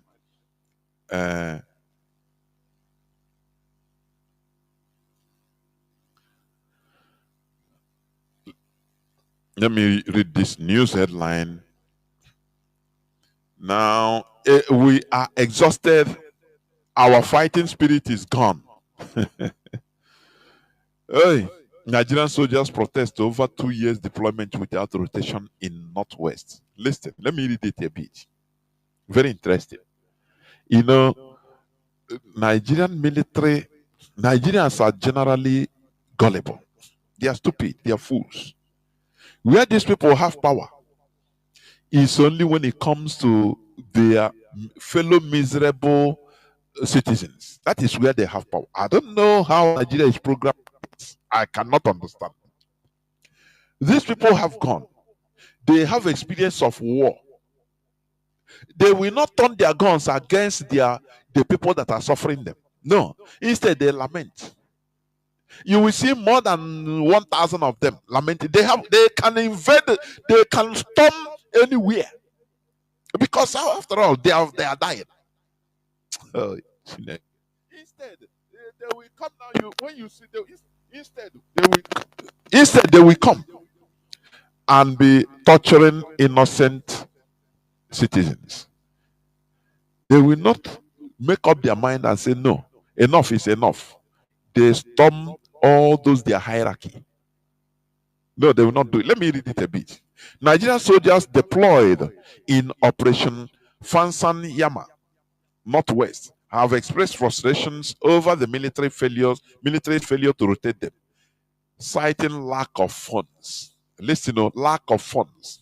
The troops were initially assigned a 6-month deployment. Have now the troops who were initially assigned a 6-month deployment have now spent 2 years and 6 months on the front lines without being allowed to return home. Sahara reporters can report. Despite being overdue for redeployment, the soldiers say they are repeatedly told there are no funds to facilitate their return. Many of them have not seen their families in years, leading to exhaustion and demoralization. They tell them there is no money, oh. But look at where the money went. Look, let me read it, read again. Let me read this news headline.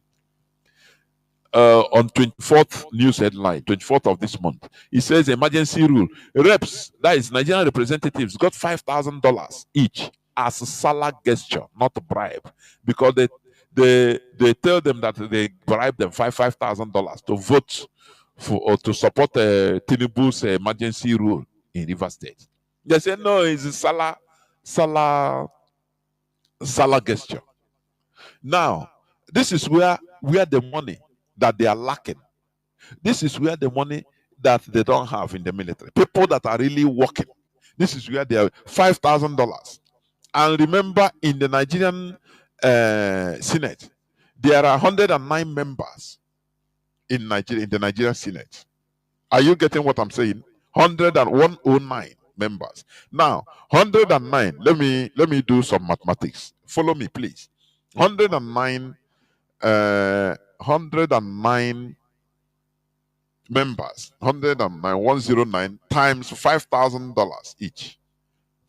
And I know that some will get more, but let's put it like this. All is $545,000. Okay. This $545 is what they give to only the senators. You understand? We never know how, because we have a 360 House of Representative members. So we never know how much they were given. This is the one that come out. Okay, let's take this one. Now, $545,000. Imagine that these idiots that are the soldiers that needs rotation, that have not come home since 2.5 years. A mission that's supposed to take 6 months to be rotated. They are telling them, their chiefs are telling them, no money. No money. They never bring money. Nigerian government lack money. Now, imagine that they are 5,000. Let me see. It say they are 5,000. Now, divide $545,000 by 5,000.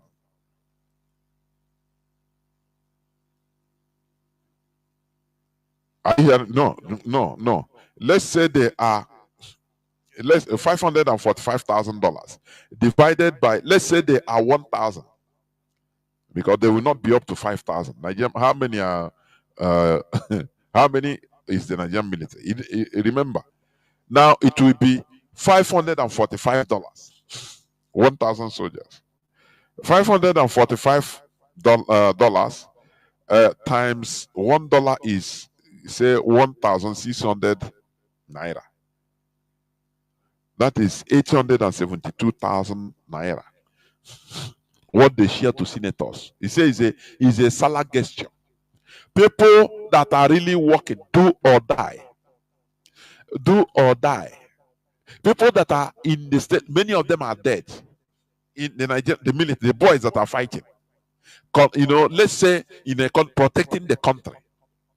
Now, these are the people that are say I. Those that say I, say I. Those that say no, say no.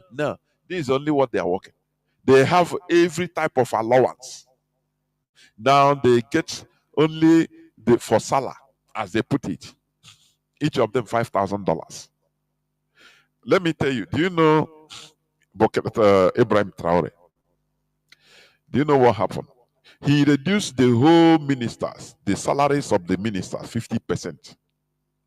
Ministers and the CEOs, government CEOs in big posts, big people. He cut it by half. I want you to understand what is building a nation. They cut their salaries, all those big people, by half, because even that half is too enormous. Are you hearing me? But they cut it by half. Now they increase the salaries of ordinary people. Ordinary, like all these Korofo soldiers, they increase their salaries by 50%. That, when you see a country that is progressing, you are clapping, but you don't go and look at and research how are they doing it. When you look at Nigeria, you want to give up on human being. I'm telling you honestly. Look at Britain. Look at what a report that Britain brought out. Let me read it. Britain brought out a report that UK publishes details of unclaimed estates belonging to 58 dead Nigerians. Unclaimed estates.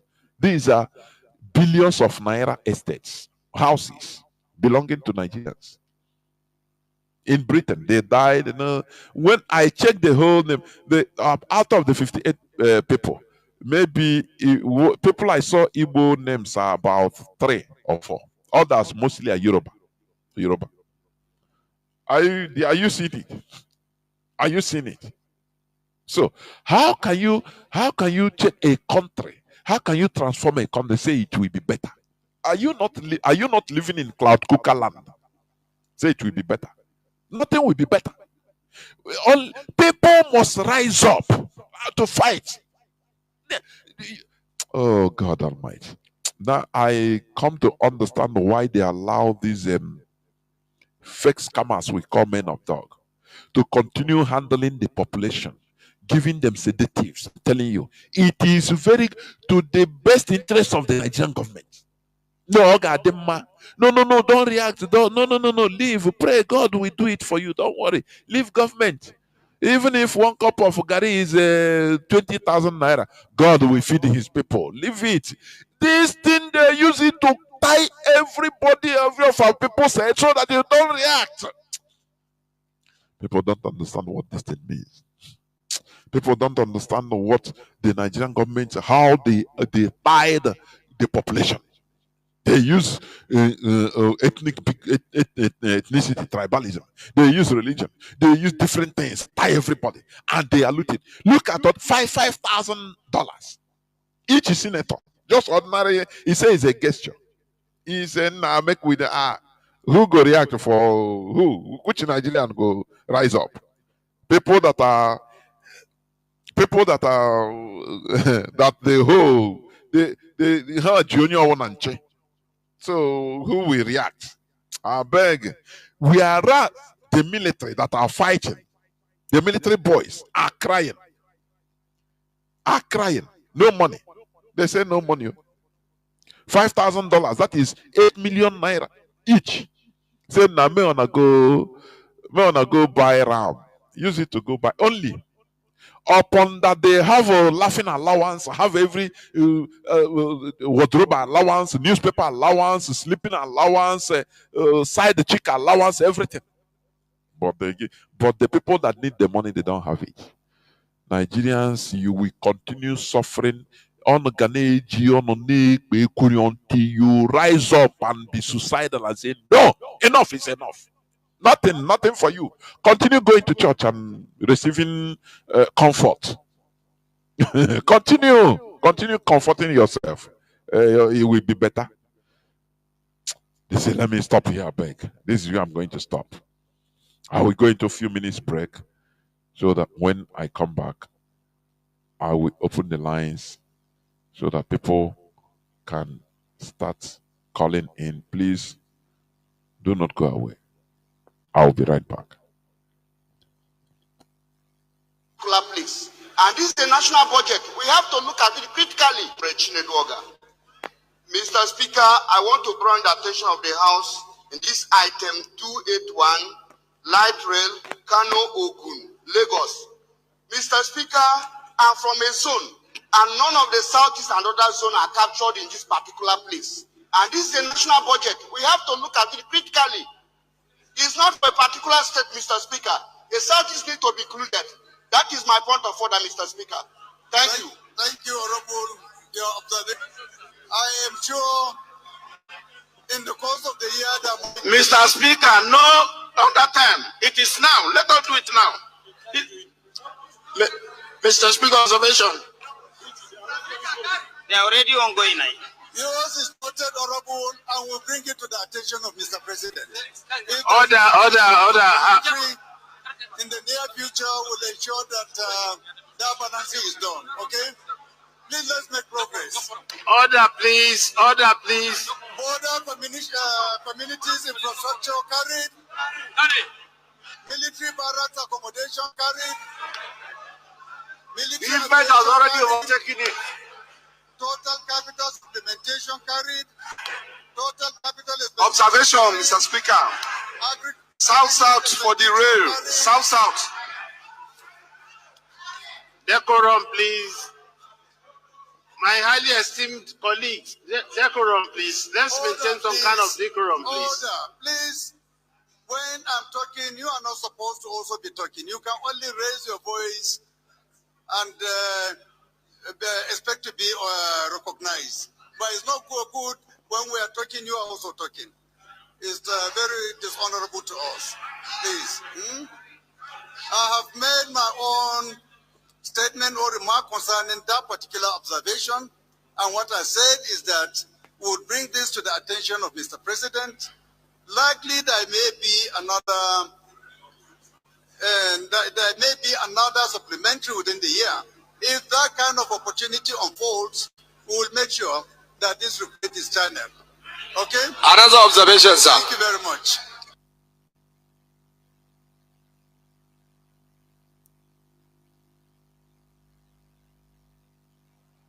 The number of people in Yorubas that are skeptical in Yoruba speaking areas that I'm trying to say are more skeptical of an Igbo presidency than anybody from the north.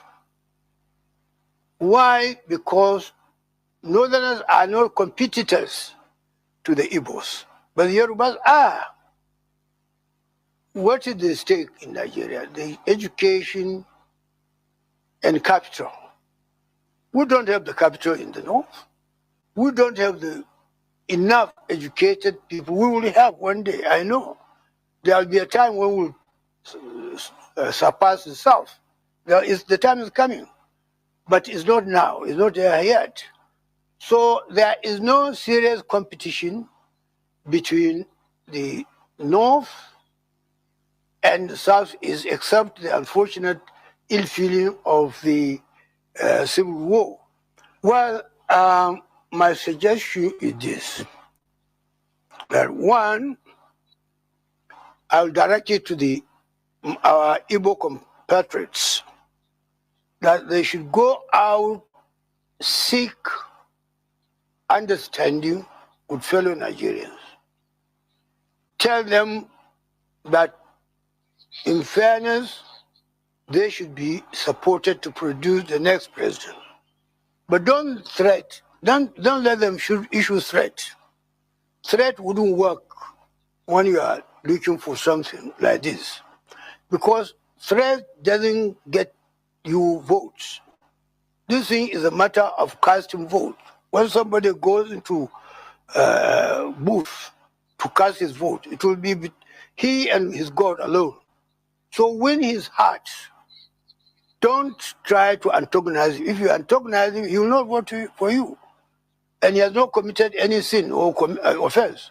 So persuade, this is the reason why political parties campaign. It's just to persuade people. Election is a matter of persuasion. I will just send this message to my Igbo compatriots. I have a lot of them who are my friends, but unfortunately a lot of them have gone. But I still have some, even though they are not my age mate. Let them. Welcome back. This is Radio Biafra House.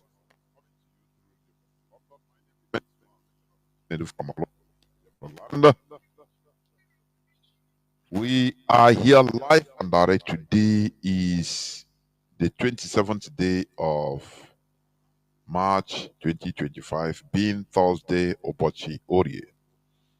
Our lines are now opened. Our WhatsApp and Signal line remains +61 405 142 547. I repeat, +61 405 142 547. You've heard how they are lecturing us how to be obedient slaves in Nigeria, to be detribalized. Don't issue threats. Don't do this so that they. Hell, Igbo. Sometimes I regret being even in this world at this time. Why wasn't I created maybe BC? Maybe by now I would have turned into limestone or diamond. I'm telling you. Caller on what's up? Can you hear me? Please go. Caller, what's up? Are you there? Yeah, I'm there. Good evening, sir. There, Mazi. Welcome to the program. It's been a long time. I've tried to be reaching Biafra to get to Biafra, but I couldn't. You know, I'm with the nature of my job. There we go. There we go. I'm from Pinedu. I'm calling from the zoo, the heart of the zoo. I want to contribute.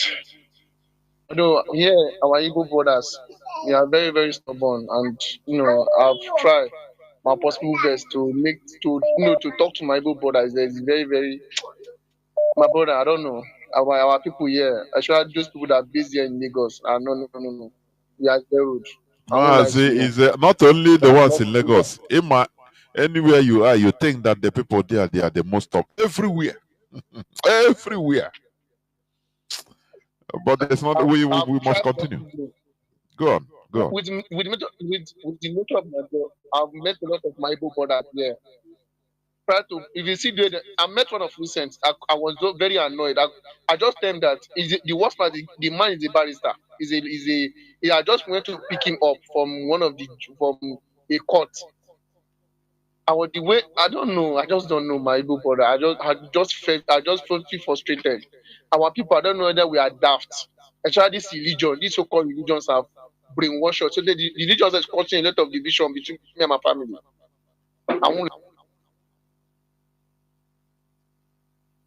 But be at me. I just pray that I should not give up. And no, never. Giving up is not the best option for us. It's not even an option. It's not an option. Go on. We have gone so many. As in, we have gone so many ways. As in, we have gone so many far. But the issue, of course, is that I'm trying as possible to try to donate. I've written to you, try to get in touch with Radio Biafra several occasions, but I could not. This is the first time calling. Try my possible best. Please, can you write again? Can you write again? I have many. I've written to you, but you reply me. I've written to you. Okay. You reply me. And also written that I want to join a group chat. So if any way you can put me, add me in a group. If you check the chat very well, I'll put your number there. I will. I want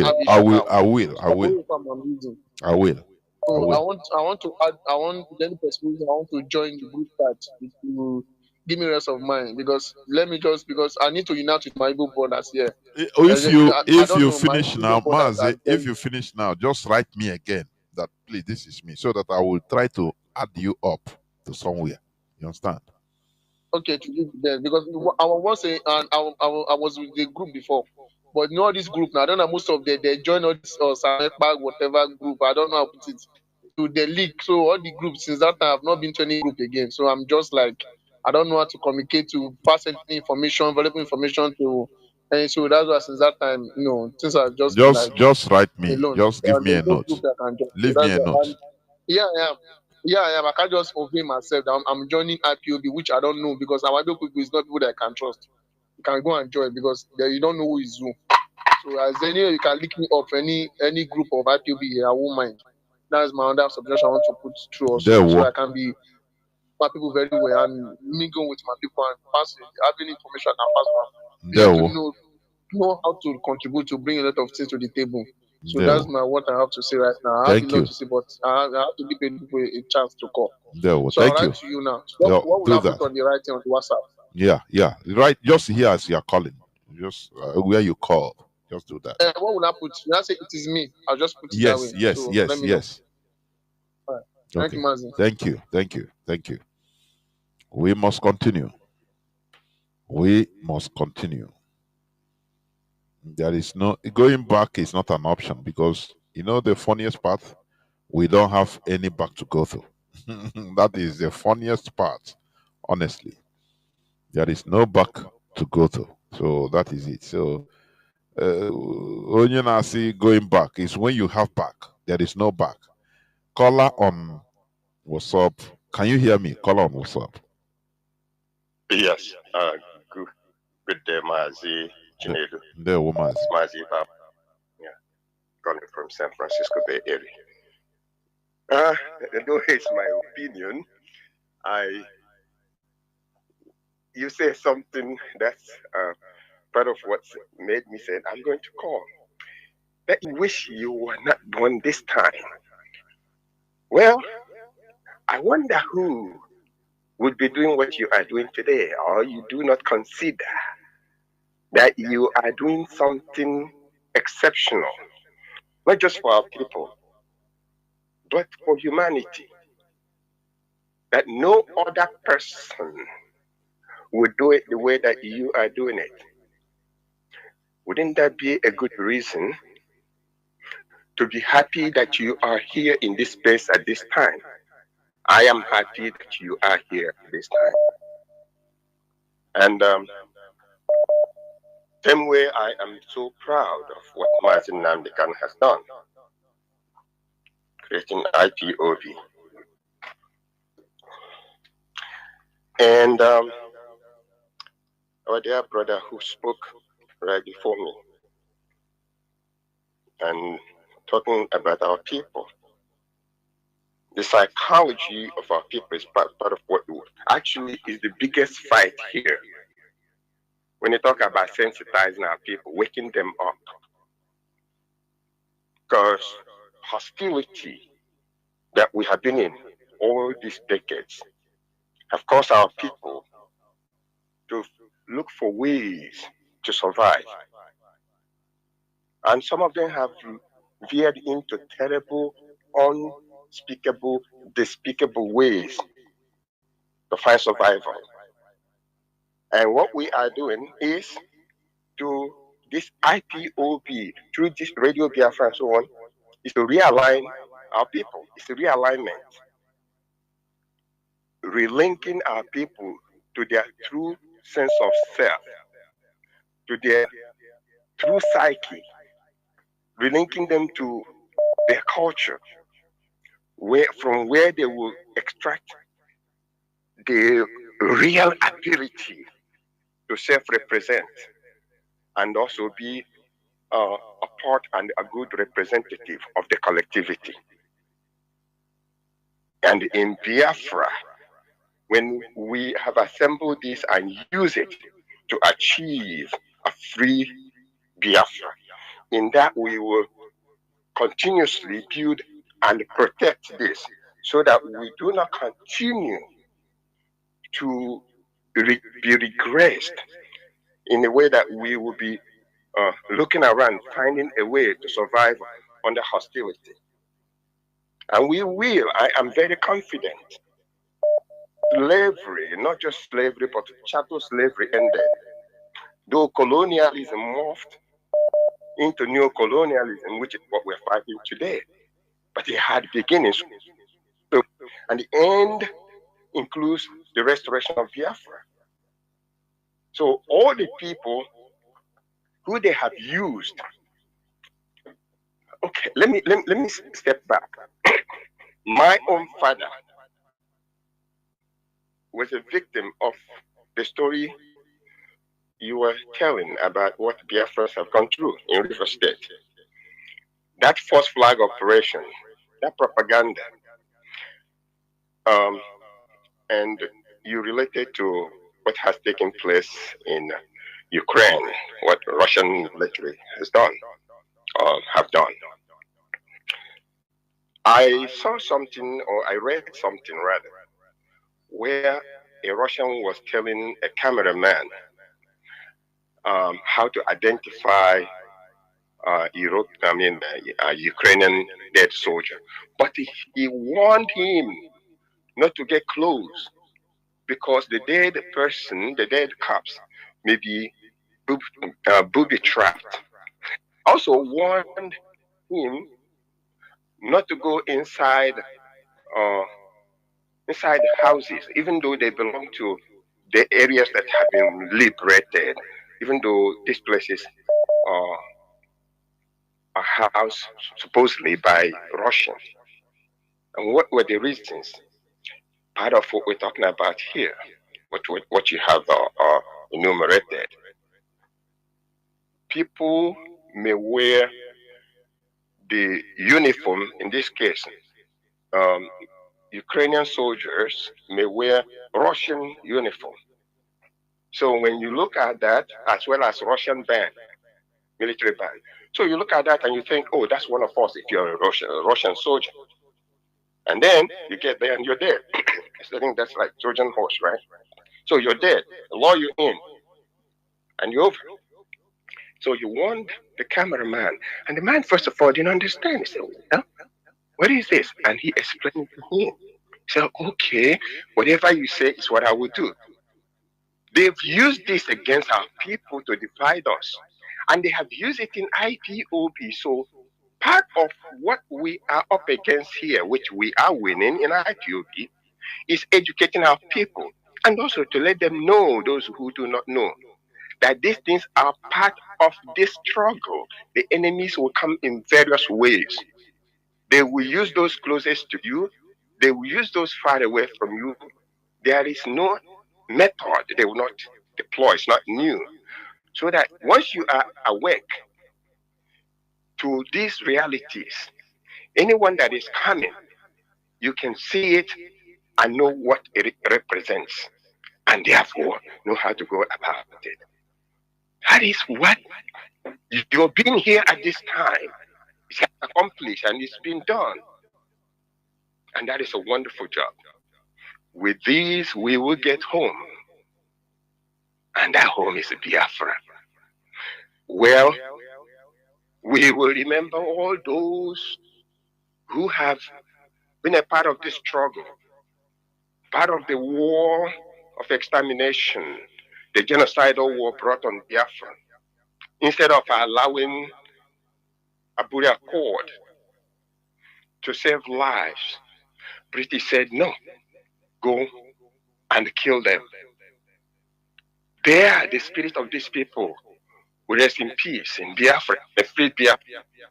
And that's what your presence here at this time, that's why IPOB family members who are here today alive and truly fighting this fight, this struggle, engaging in this fight. That is why it's essential that we are here at this time. Because if you were not, if you were not us, who would it be? We have to continue and continue to wake our people and let them stay awake. Know that the enemies will use all kinds of means to try to get in and conquer. But if we know these means that they are capable of using, then we know how to checkmate them. Mazi, thank you very much. There were Mazi. We must continue. There were. Yeah. Thank you very much, Mazi. There is no other option. It's a burden that we have laid on ourselves, and we must continue. That is why I am calling on Biafrans from everywhere to support IPOB, support ESN. It is an obligation, because what is facing us is something is so fearful.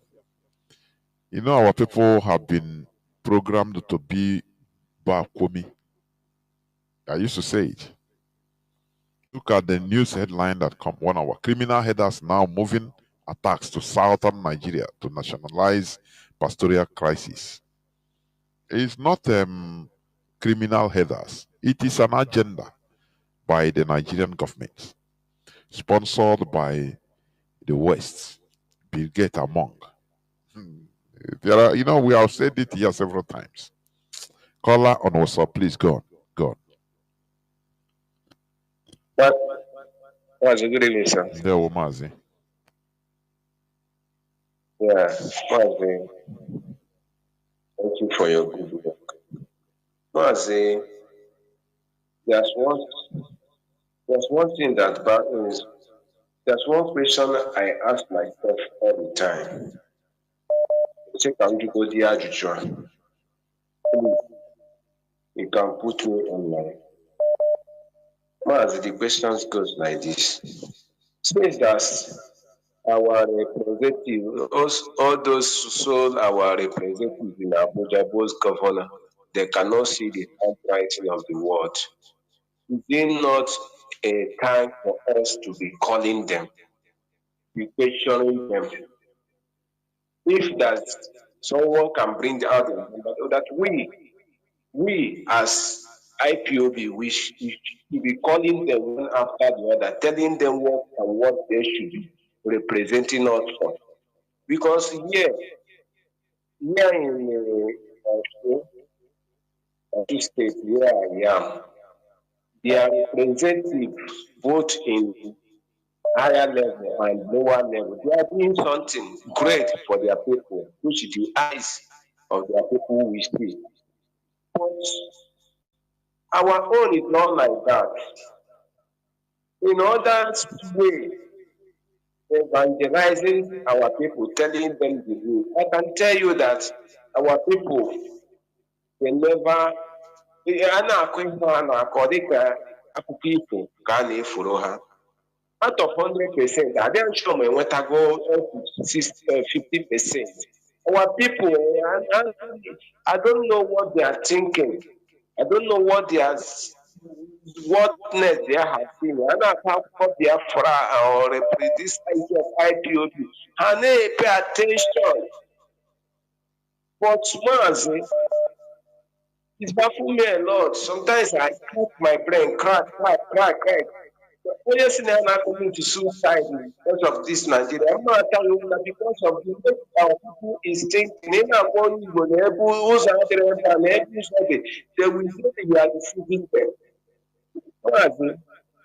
If there's any way, there is all these our representatives, all those people, let them leave their number so that we should be calling them. All this the intimidation is too much for us. This is my opinion. It's suggestion that I bring. There were. Their suggestion is noted, but one thing also we should know, even under the Nigeria setting, our people should be irresponsible. How do I mean? Those that are representing you in your constituency, you have the right to ask them, to call them, to demand things. So look at what I see, you gather, not only giving praises to them.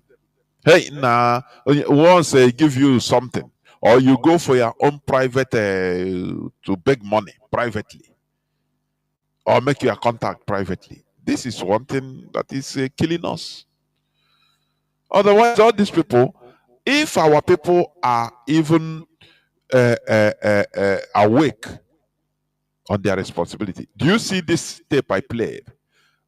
This sidelining Southeast. I'm telling you, our land should have been on fire by our people. But who understands anything that is going on there? They will tell you, no, Abuja is so far. Government is very far. They tell you, boy, now you go, I beg, go look for money. The way our people used to, back something with a wave of hand is astonishing. They tell you, I beg, now you go change something. I beg, go look for money. Somebody that is sensible is the person they will call miscreant. There is you don't know that that is a miscreant will be calling you that is, asking, saying something reasonable. They call you a miscreant. Now, I beg for money. And today, what is happening to us? Are we happy? Are we living well? The answer is no. Because there is no collectivity.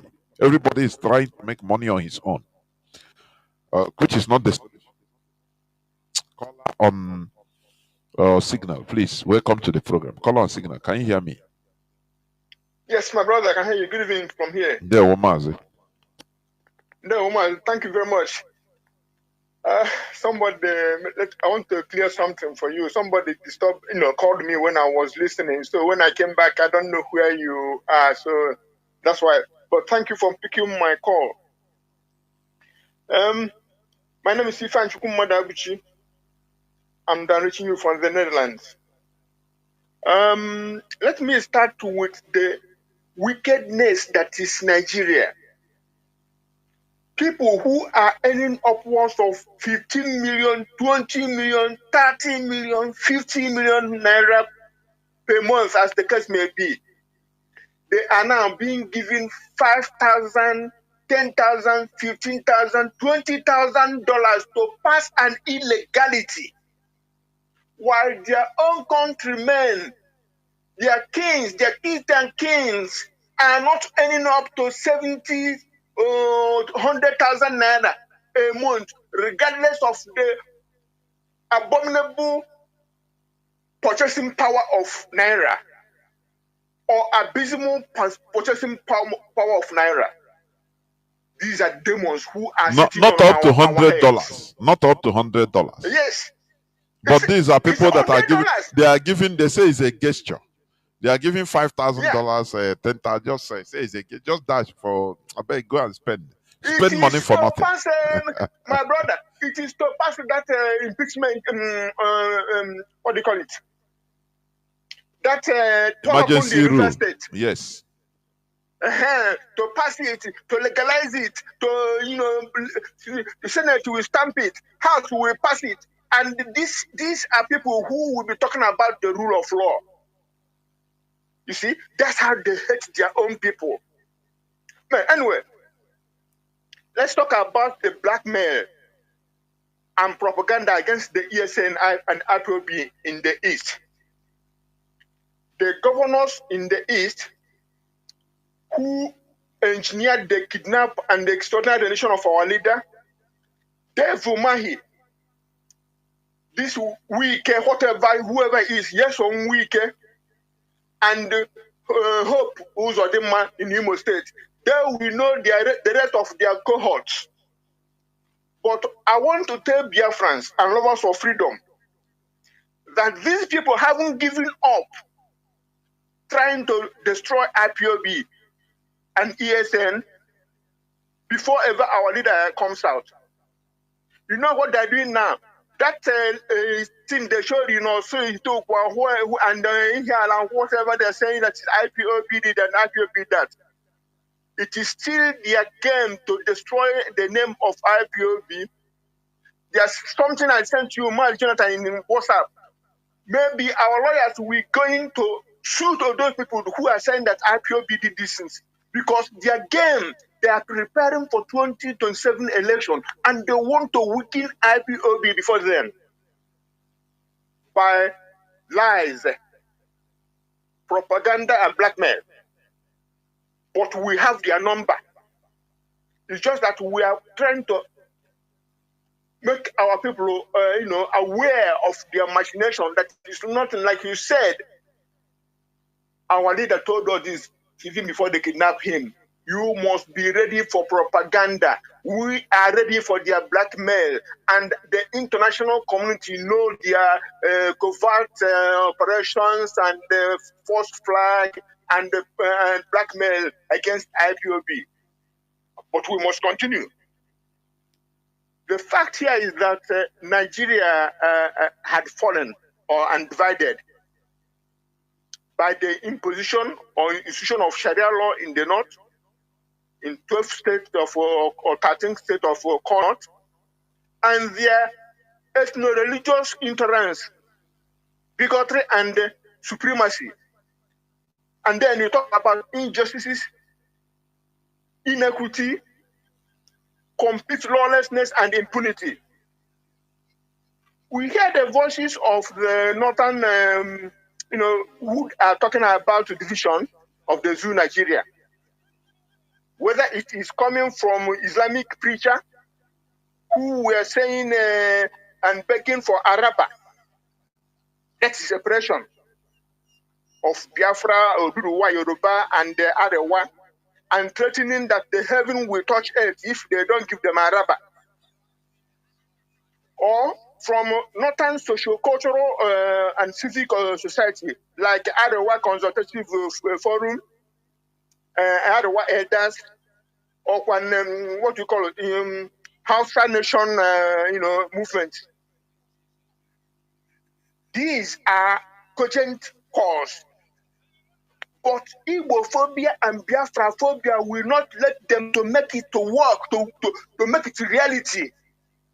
It is when they want something, they will scream Araba. When they want the presidency to return to them, they scream Araba. When they get it, they become that hard one Nigerianist. But the Igbophobia and Biafraphobia, if it will help them, the North, the core North, the Middle Belt, the West and the East are bona fide and complete and I mean, what do you call it? We said that viable countries. Why not? Instead of living in this acrimonious country called Nigeria, unworkable. But we all have all of us have one general enemy or problem. These are the politicians who are stealing and enjoying the resources of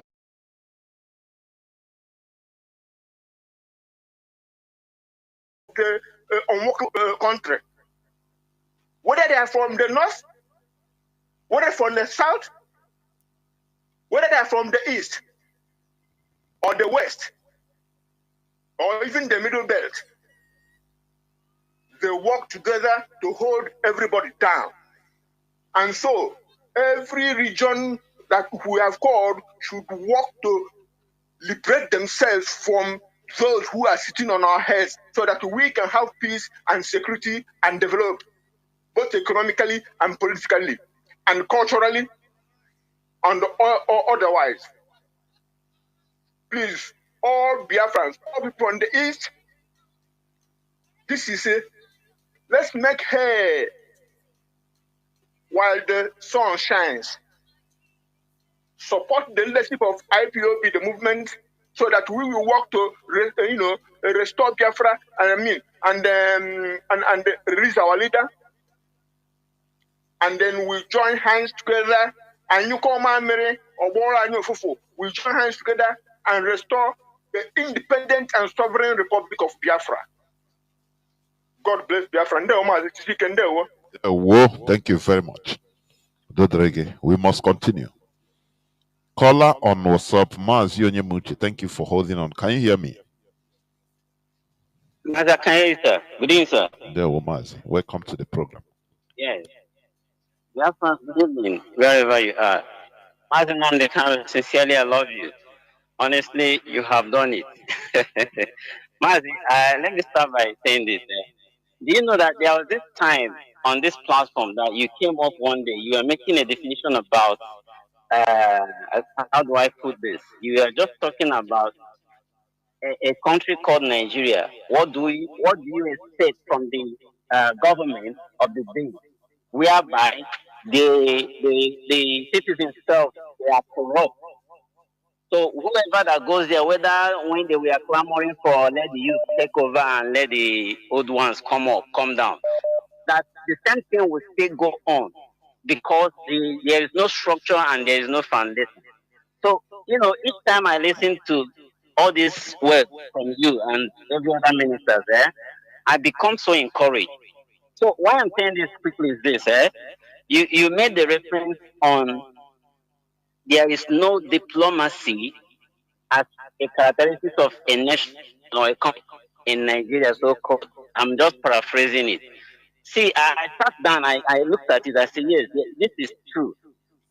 For some diplomats out there to call us, to pass information to us, to tell us that kudos, that what you're doing is good, it simply means that Nigeria has split already beforehand. What they're just doing is to just grab anyone they can grab and walk away. You understand? Now, that word diplomacy, I was looking at Don't wonder. It's not even Nigeria. Africans entirely are in the fold of slavery by this foreign counterpart. Because one is this: if a country have a diplomacy, they will not see a youth copper complaining about hardship in their country. It's supposed to be a pleasing thing, a welcoming thing. That instead of them, calling for a town hall meeting to hear the people out, but their daughter or maybe their son have come out to talk to them, and they will hold that as a responsibility of correcting some certain things within the legislative, executive, and the judiciary country. But now they refuse, and at the end of the day, indirectly, they are going back again to reinstate that idea that lady or that girl, made mention of. Do you understand? So, in the end of the game, when I heard that Nigeria does not have, it's not a diplomacy country, I become so encouraged because what happened in Ivory Coast made me to understand this African, eh, because of our stupid nature in our political life, not competing with international politics, it makes it, it makes us vulnerable to all these foreign countries to use us against ourselves and against some of their European counterparts. And no wonder why the Russians cited out this. They came from the back and groomed somebody and pushed him and said, do this, we'll back you up. Because Britain have lied in our useless, as in gullibility, and held us down against ourselves. The Russia now cited and saw what is playing, and they took the opportunity. It was an advantage because there is no diplomacy among our rulership, among our leadership, and among our so-called policies in Africa, per se. I think each time you set on some of these things to talk to us, I think everybody should be. There are some certain time I use this frustration to ask questions. But if I calm down and listen to your answers or maybe your previous steps, I begin to get the answer without somebody telling me. I will encourage every one of us to relax. I think I should be boiling my tea now to take it down gently because I've seen it that there is 99 results of what you people have been saying on this platform. Remain blessed. God bless you. I Yeah, will so much. Thank you for being here for us. of course, Nigeria has no diplomacy. Their diplomacy is private. They bribe because one mischievous thing is this. For them, they don't own the oil in our land is just like public property. It's not for them, so they can use it anyhow. They can give it to people anyhow. Their diplomacy, international diplomacy is, oh yeah, how many? Come and take oil block. Come and take so that that is the only diplomacy. Nothing more. Nothing more. Because they don't have. They are not trained. They don't have trained people. Don't you hear what the Northerner Yakasi, Tanko Yakasi, what he said? That the North cannot compete with the Igbos. They agree. They accept. They are dormant people. They accept. Is it where would they compete? Where would they start competing with Igbos? Is it education? Is it sports? Is it productivity? Is it where? So this type of people, but they are in every position in Nigeria. They are the ones running Nigeria. What do you think their diplomacy is? Nothing. Nothing. Only carry money, give or yeah, do this for us. How much? How much? Tell us price. How much? They believe that that is what they can get. Nothing more, and that is why many parastatals, international parastatals, are hitting Nigeria. I say hitting, HITTING, hitting Nigeria anyhow. I'm telling you, their citizens are nothing anywhere in the world. The worst passport in the world is Nigeria. Their citizens are regarded as nothing. Even a country, they call themselves 200 and something million people. But you see a country that, even African country that don't have up to 1 million people, will be insulting their citizens anyhow. Insulting them. They don't care. There's no diplomacy. Caller. Let me see. I think caller was up. Whether it be the last caller. Caller was up. Are you still there? Please go. Yes, Mazi. Mazi ezigbote nwa Chineke, Mazi Chinedu. Ana m asị ka udo Chukwu na ndị ike, ndị mbụ, ndị Igbo na ndị egede dịrị gị. Ana m aga ọfọ n'isi gị n'ụbọchị taa.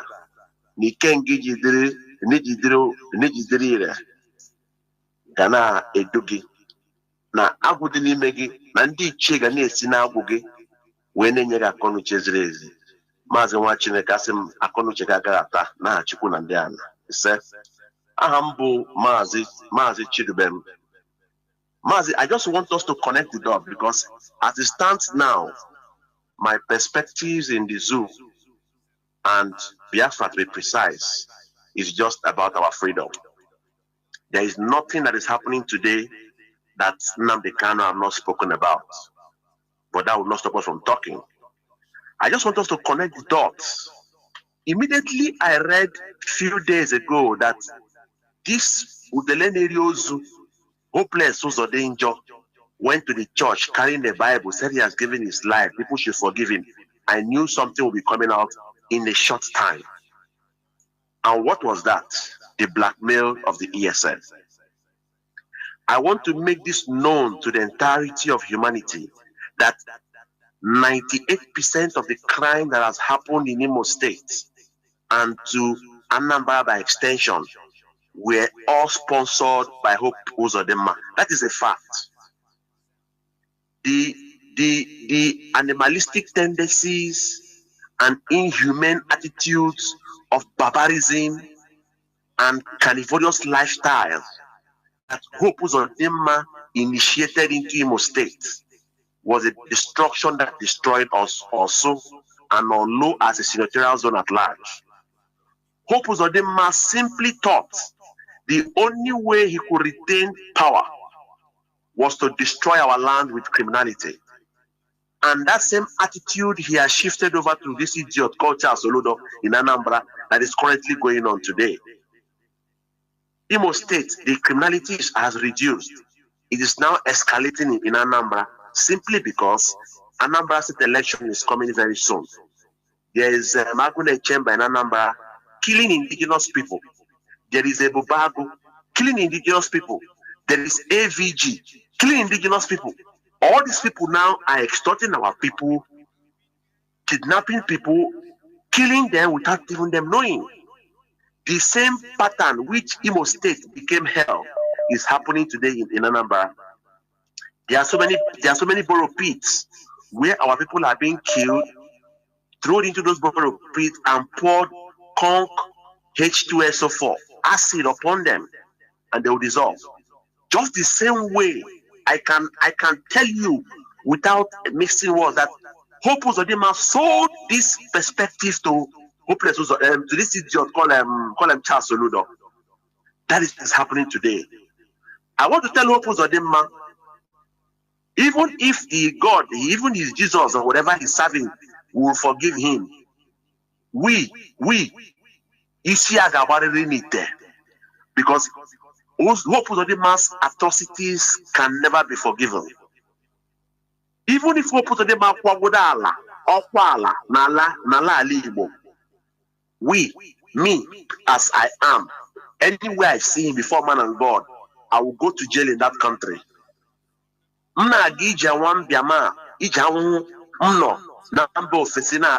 Because of these bastards, a ball out for that kind of people. I will commit that airport that country will jail me. But I know by the time I finish with him, I'm gonna go say I hate the to Jameson from duty free, man. Hope Uzodinma has destroyed Imo State. And the blackmail coming to tarnish the image of ESN is to stop the good job that our men are doing. IPOB has long disassociated ourselves from criminality. We come online and announce anybody involved in crime. And everybody that IPOB has come online to announce their criminality, they are 100% criminals. So anybody coming up with frameworks, they should understand that before now, Nnamdi Kanu has given us a template of what will happen today. And that template is what we are playing today. and we are defending it. Kidnapping Nnamdi Kanu from Kenya did not stop our movement. So they must understand that we are sophisticated in this game. Nigeria can never defeat us. I am using this opportunity once more again to call on the federal government of the zoo called Nigeria to release Mazi Nnamdi Kanu. No court has jurisdiction to try him. It is so unfortunate that nations who proclaim themselves as democratic nations are still doing businesses with Nigeria. United Nations is a shame. United Nations as a body is the worst thing that has happened to us today. Antonio Guterres is going around crying about those who are committing crimes with impunity. But he came to Nigeria, he was given brown envelope in dollars. He told the Nigerian government to inscript known terrorists. Terrorists who have killed, who have vandalized, who have committed all form of atrocities, that they should be inscripted into the military. And today, everywhere is burning. Borno is down. Military bases are being taken over. Villages are taken over. Look at the videos you played a few days ago, just 2 days ago. Go and watch that video. These are ragtag terrorists that Antonio Guterres told the Nigerian government to inscript into the military. Today, Edo is burning. Today, Ondo is burning. Enugu is another problem. Imo State is down to everywhere. They are ravaging. Every lover of freedom must support what ESN is doing. Else, the video that is going viral, your case will be like that same way. If you want to come back to the land where your ancestors were buried, where they buried your umbilical cord, that money you use in drinking beer, doing party, throwing around, you want to become sure, send part of that money to the Eastern Security Network. Nnamdi Kanu said that they are our last line of defense. Kachukwu na ndị ichie, ndị bụ na ndị egede, ndị Igbo, ndị nọ na ndị ala, ihe niile ala Igbo jidere ebube. May they continue to strengthen Mazi Nnamdi Kanu in this cause. And for we who have reincarnated to continue to fight this war, may our fire continue to burn. If we don't destroy Nigeria, Nigeria will destroy us. Nnamdi Kanu stated it. Kachukwu na ndị ichie, bless the land of Biafra. They were watching it. Mazi, please just send me a message. I've tried to check your number, safe. Send me a message. Say it's me, Mazi Chidupe. Please. There were. A caller on WhatsApp. You are the last caller. Please make it to be snappy. Can you hear me? Caller on WhatsApp. Good evening to you, Mazi, Jonathan. There were Mazi. Welcome to the program.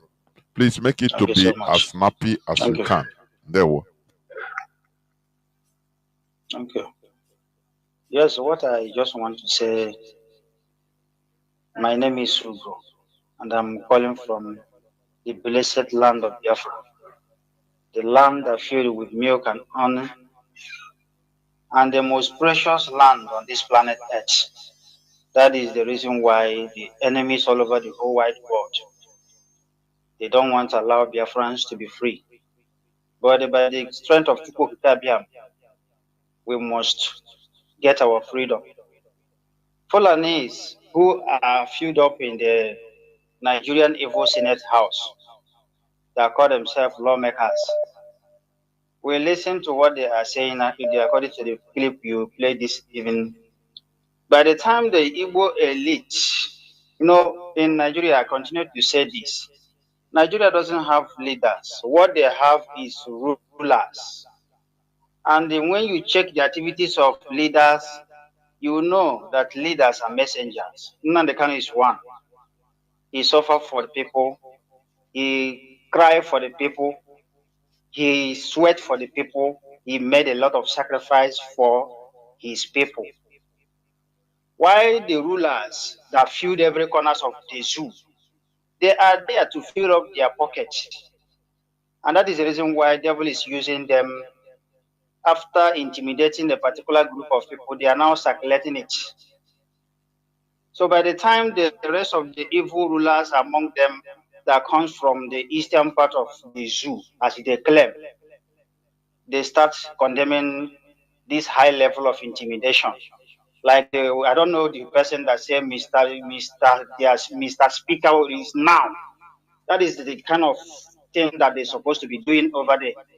If you call to be fighting as they normally know how to fight, they do fight over there. They do it according to the fight, so that budget they continue to discriminate and bring up and exclude Southeast, despite what is not going to.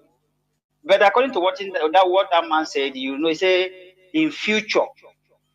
I want to tell you that listening to my voice right now, do you know that man, that particular Mr. Speaker and the rest of them, they are the people that gang up and bring out that budget. That is the reason why your name and your jurisdiction is not included. But that is the reason why he's putting it if maybe in future, because you are not in any position to be included. So the evil Nigeria will sow today, they will reap it tomorrow. According to what a particular man said, all the Nigerian rulers will definitely pay in a short time to come. If you like, die. Your evil children that is somewhere warming up to take over the position you made available for them, they will inherit what this particular generation will give it to them. Because this generation, our eyes is open. If you are intimidating people and going scot-free, the world is civilized. You cannot do that this particular period. So you better you do the right thing. You better follow the law. The zoo, they have destroyed all the corners of everything they have in the zoo. The law issue, when it comes to their judicial, everywhere is corrupt. That is the reason why you can't get justice in the zoo. But we are telling them, when it comes to the issue of Nnamdi Kanu, which is IPOB, they continue to turn it upside down. Mazi, let me say this. There is a particular brother of ours. I don't know the name of that our brother, but he's among the pastors that normally come to our radio to speak, from the group of pastors, somebody over here. He made a particular statement. I don't know, today or yesterday they are discussing. Let me say what that man said. For everyone listening to my voice to hold this. He said, Nnamdi Kanu freedom is the freedom of all the whole entire Biafra. Because Nnamdi Kanu is suffering for you. So if you come from this part of the world and you think nothing happened to you, a lot have happened to you if you don't know. If you think that Nnamdi Kanu being incarcerated by the enemies, in the hands of the enemies, it doesn't concern you, it's not your business, you are mistaken. He said, when our leader will be free, then you will be free. But Nnamdi Kanu, if Nnamdi Kanu continue to be in detention in the hands of the evil ones, you yourself think your door is open, your house is free, you are deeply in detention. Mazi, thank you so much. There were. Thank you very much, Mazi. And with this, I will switch up the phones. Biafrans and lovers of freedom, we continue in what we are doing. There is something our brother mentioned, Mazi Chidubem. Hope Uzodema. He said that he has turned a new leaf, that he has given his life to Christ. He has repented. And people didn't ask him, oh, you have repented of what? What were you doing before? Do you know? Oh, this is to raise the emotions of our people. He went to church, carry big Bible. And our people, because they know that is how to get our people. Once you touch Bible, now. Then forget, he has anything he has done, God have forgiven him. So well, you know, why not people ask him, what did you do before? You're a public servant. Once you are serving a people, you're a servant. You are once you are in a political position, you're a servant to your people. That's one thing with Nigerians, they don't know. That's why the parliamentarian, the Nigerian senators will be stealing everything. They are taking every amount of money. Nobody cares. So people don't know. They are politicians now. They thought it's normal. You don't know that in many European countries, the parliamentarians like them are, their salaries are cheaper, are lower than teachers. Teachers, you call ordinary teachers. Do you want to know what is teaching job? It's a very noble job, respected everywhere, except Nigeria, because Nigeria is upside down. All teachers, they receive more salary than members of parliament in many European countries. I'm telling you. But in Nigeria, that is why I say the problem is not the politicians, it's the mentality of the people. Once people arose, once people become awakened, the finish, you have done, the job is done. They will now rise up and fight for them. They will now understand that, look, these people have been siphoning, have been killing us. Are you hearing? Those rose and say, I have given my life to Christ, I've done a new leaf. Oh, what were you doing before? Which means you did something with impunity. Now you have confessed, okay, leave it for God. You are in a public service, serving the people under the law, because anything that you are doing there as a police is certified by the law. If you go against it, you have to be punished even more than ordinary person. But in Nigeria, everything is with impunity. And the worst part of it is that when go and say this thing, for example, where they write, they go and comment under this Hope or the mass confession. Oh, I've done bad thing, but I have done a new leaf. I've repented. So, which means you're a criminal. You have to answer and go and comment there. You see, miserable people will attack you. It is them that we attack. You don't see that they have confessed anything that you have done. Even the Bible say, even if a sin is as black as erebus, that he will white once he have believed, he will wash it like as white as snow. They will start attacking you. Who are you to judge him? What of you? Oh, you committed sin? Remember, Jesus said, if you have not sinned, cast the first stone. You see that what is reigning there is stupidity, gullibility and stupidity, and nothing more. All here the politicians all here shine, no? Because our people are stupid. The population is stupid. That is why these people are waxing strong. Any day they rise up, they start seeing the light, the politicians will run away. They will virtually vanish. They will run away because the people now will rise up in anger and kill all of them. But they don't know. They know that they will not do it because they are still foolish and stupid. They have many things to bring them down. Before you know, they play tribal politics. To the extent, even clannish, not even tribe, clannish politics. If it didn't work, they enter tribe. If that one didn't miss the mark, now they use religion. Tell you God to say, hey, everybody calm down. Oh, now God, don't judge, don't talk again. God have said. This is a problem we are having. But we must continue until we liberate our people, both physically and mentally. That is it. Because there is no other way than the hard way. There is no other way. There is no shortcut. If you are looking for shortcut, you are mistaken. There is no shortcut. It's only the hard way. That is the only way. And that is the way we have taken. Are you hearing me? As I used to say, South Sudan fought for 39 years. Brutal war.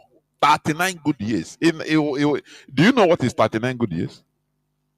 Ibrahim Traore is the youngest president. I think started when he became a president, a head of state, when he took over power when he was, I think, 32 years.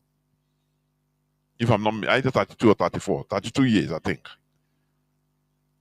But the South Sudan, they fought brutal war with the Janjaweed for 39 years. On. Excuse. Nah, hey, you're not. It's hunger won't kill all of us, so all of us will die. na lee anya ndị Palestine, lee ihe a na-azụ ha. If it's our people would have turned around and say, oh boy, they will turn around and start hunting you. You follow the enemy, start hunting their own people because they don't want to suffer. Are we not suffering today? If you don't want to suffer, you don't want to suffer. Which means you are you are postponing the suffering for your children, for the coming generations. And we say no, we can no longer be doing that. Had it been we had Biafra, our people continued that time. Just we no go agree.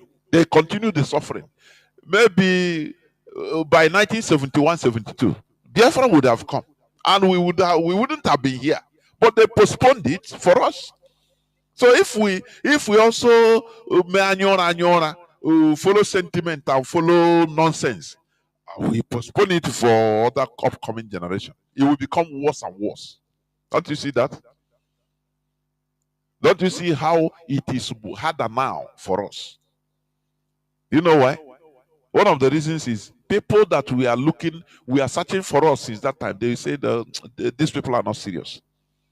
Where were you people? Since 1970, you disappeared completely. 1970, do you know how many years? 55 years. And now you come up again. I beg you, people are not serious. These are the brick walls the leadership of this struggle is facing. But you don't know. Some places they will go and make holes or say go to. But now, since 55 years, where were you? We are thinking that this thing you are doing, liberation, freedom is not important for you. That's why you went back and started shouting one Nigeria. Now you come up. If we support you now, tomorrow you see hardship, you run away. You put us in problem, international problem, that we support you. I beg you, come out there. You people are not serious. You are noise makers. You are not tough. You people are not tough. That is what the leadership has been seeing. You people are not tough. They will give you example, people that have died, genocide committed upon them, they still stood until they get the sympathy, international sympathy they deserve, and they get what they want. But you people, once you see difficulty, you run. So everybody in the world help us, hate us. You think it's like that? You have to prove that what you are fighting for, that you are ready to die for it. Now, people in the international community will say, nah, these people have suffered. This thing is so dear to them. But once they do, you do in America, come and help within 1 year, 6 months. Everybody in the world hate us. Who tell you? Oh, your character. You are not tough to hold on. That is the thing. This is where I'm going to stop. Biafra remains our religion. Biafra remains who we are. It is our ideology. It is either Biafra or Biafra. Thank you for listening. From me, Mazi Jonathan Chinedu, from here, it is simply good evening.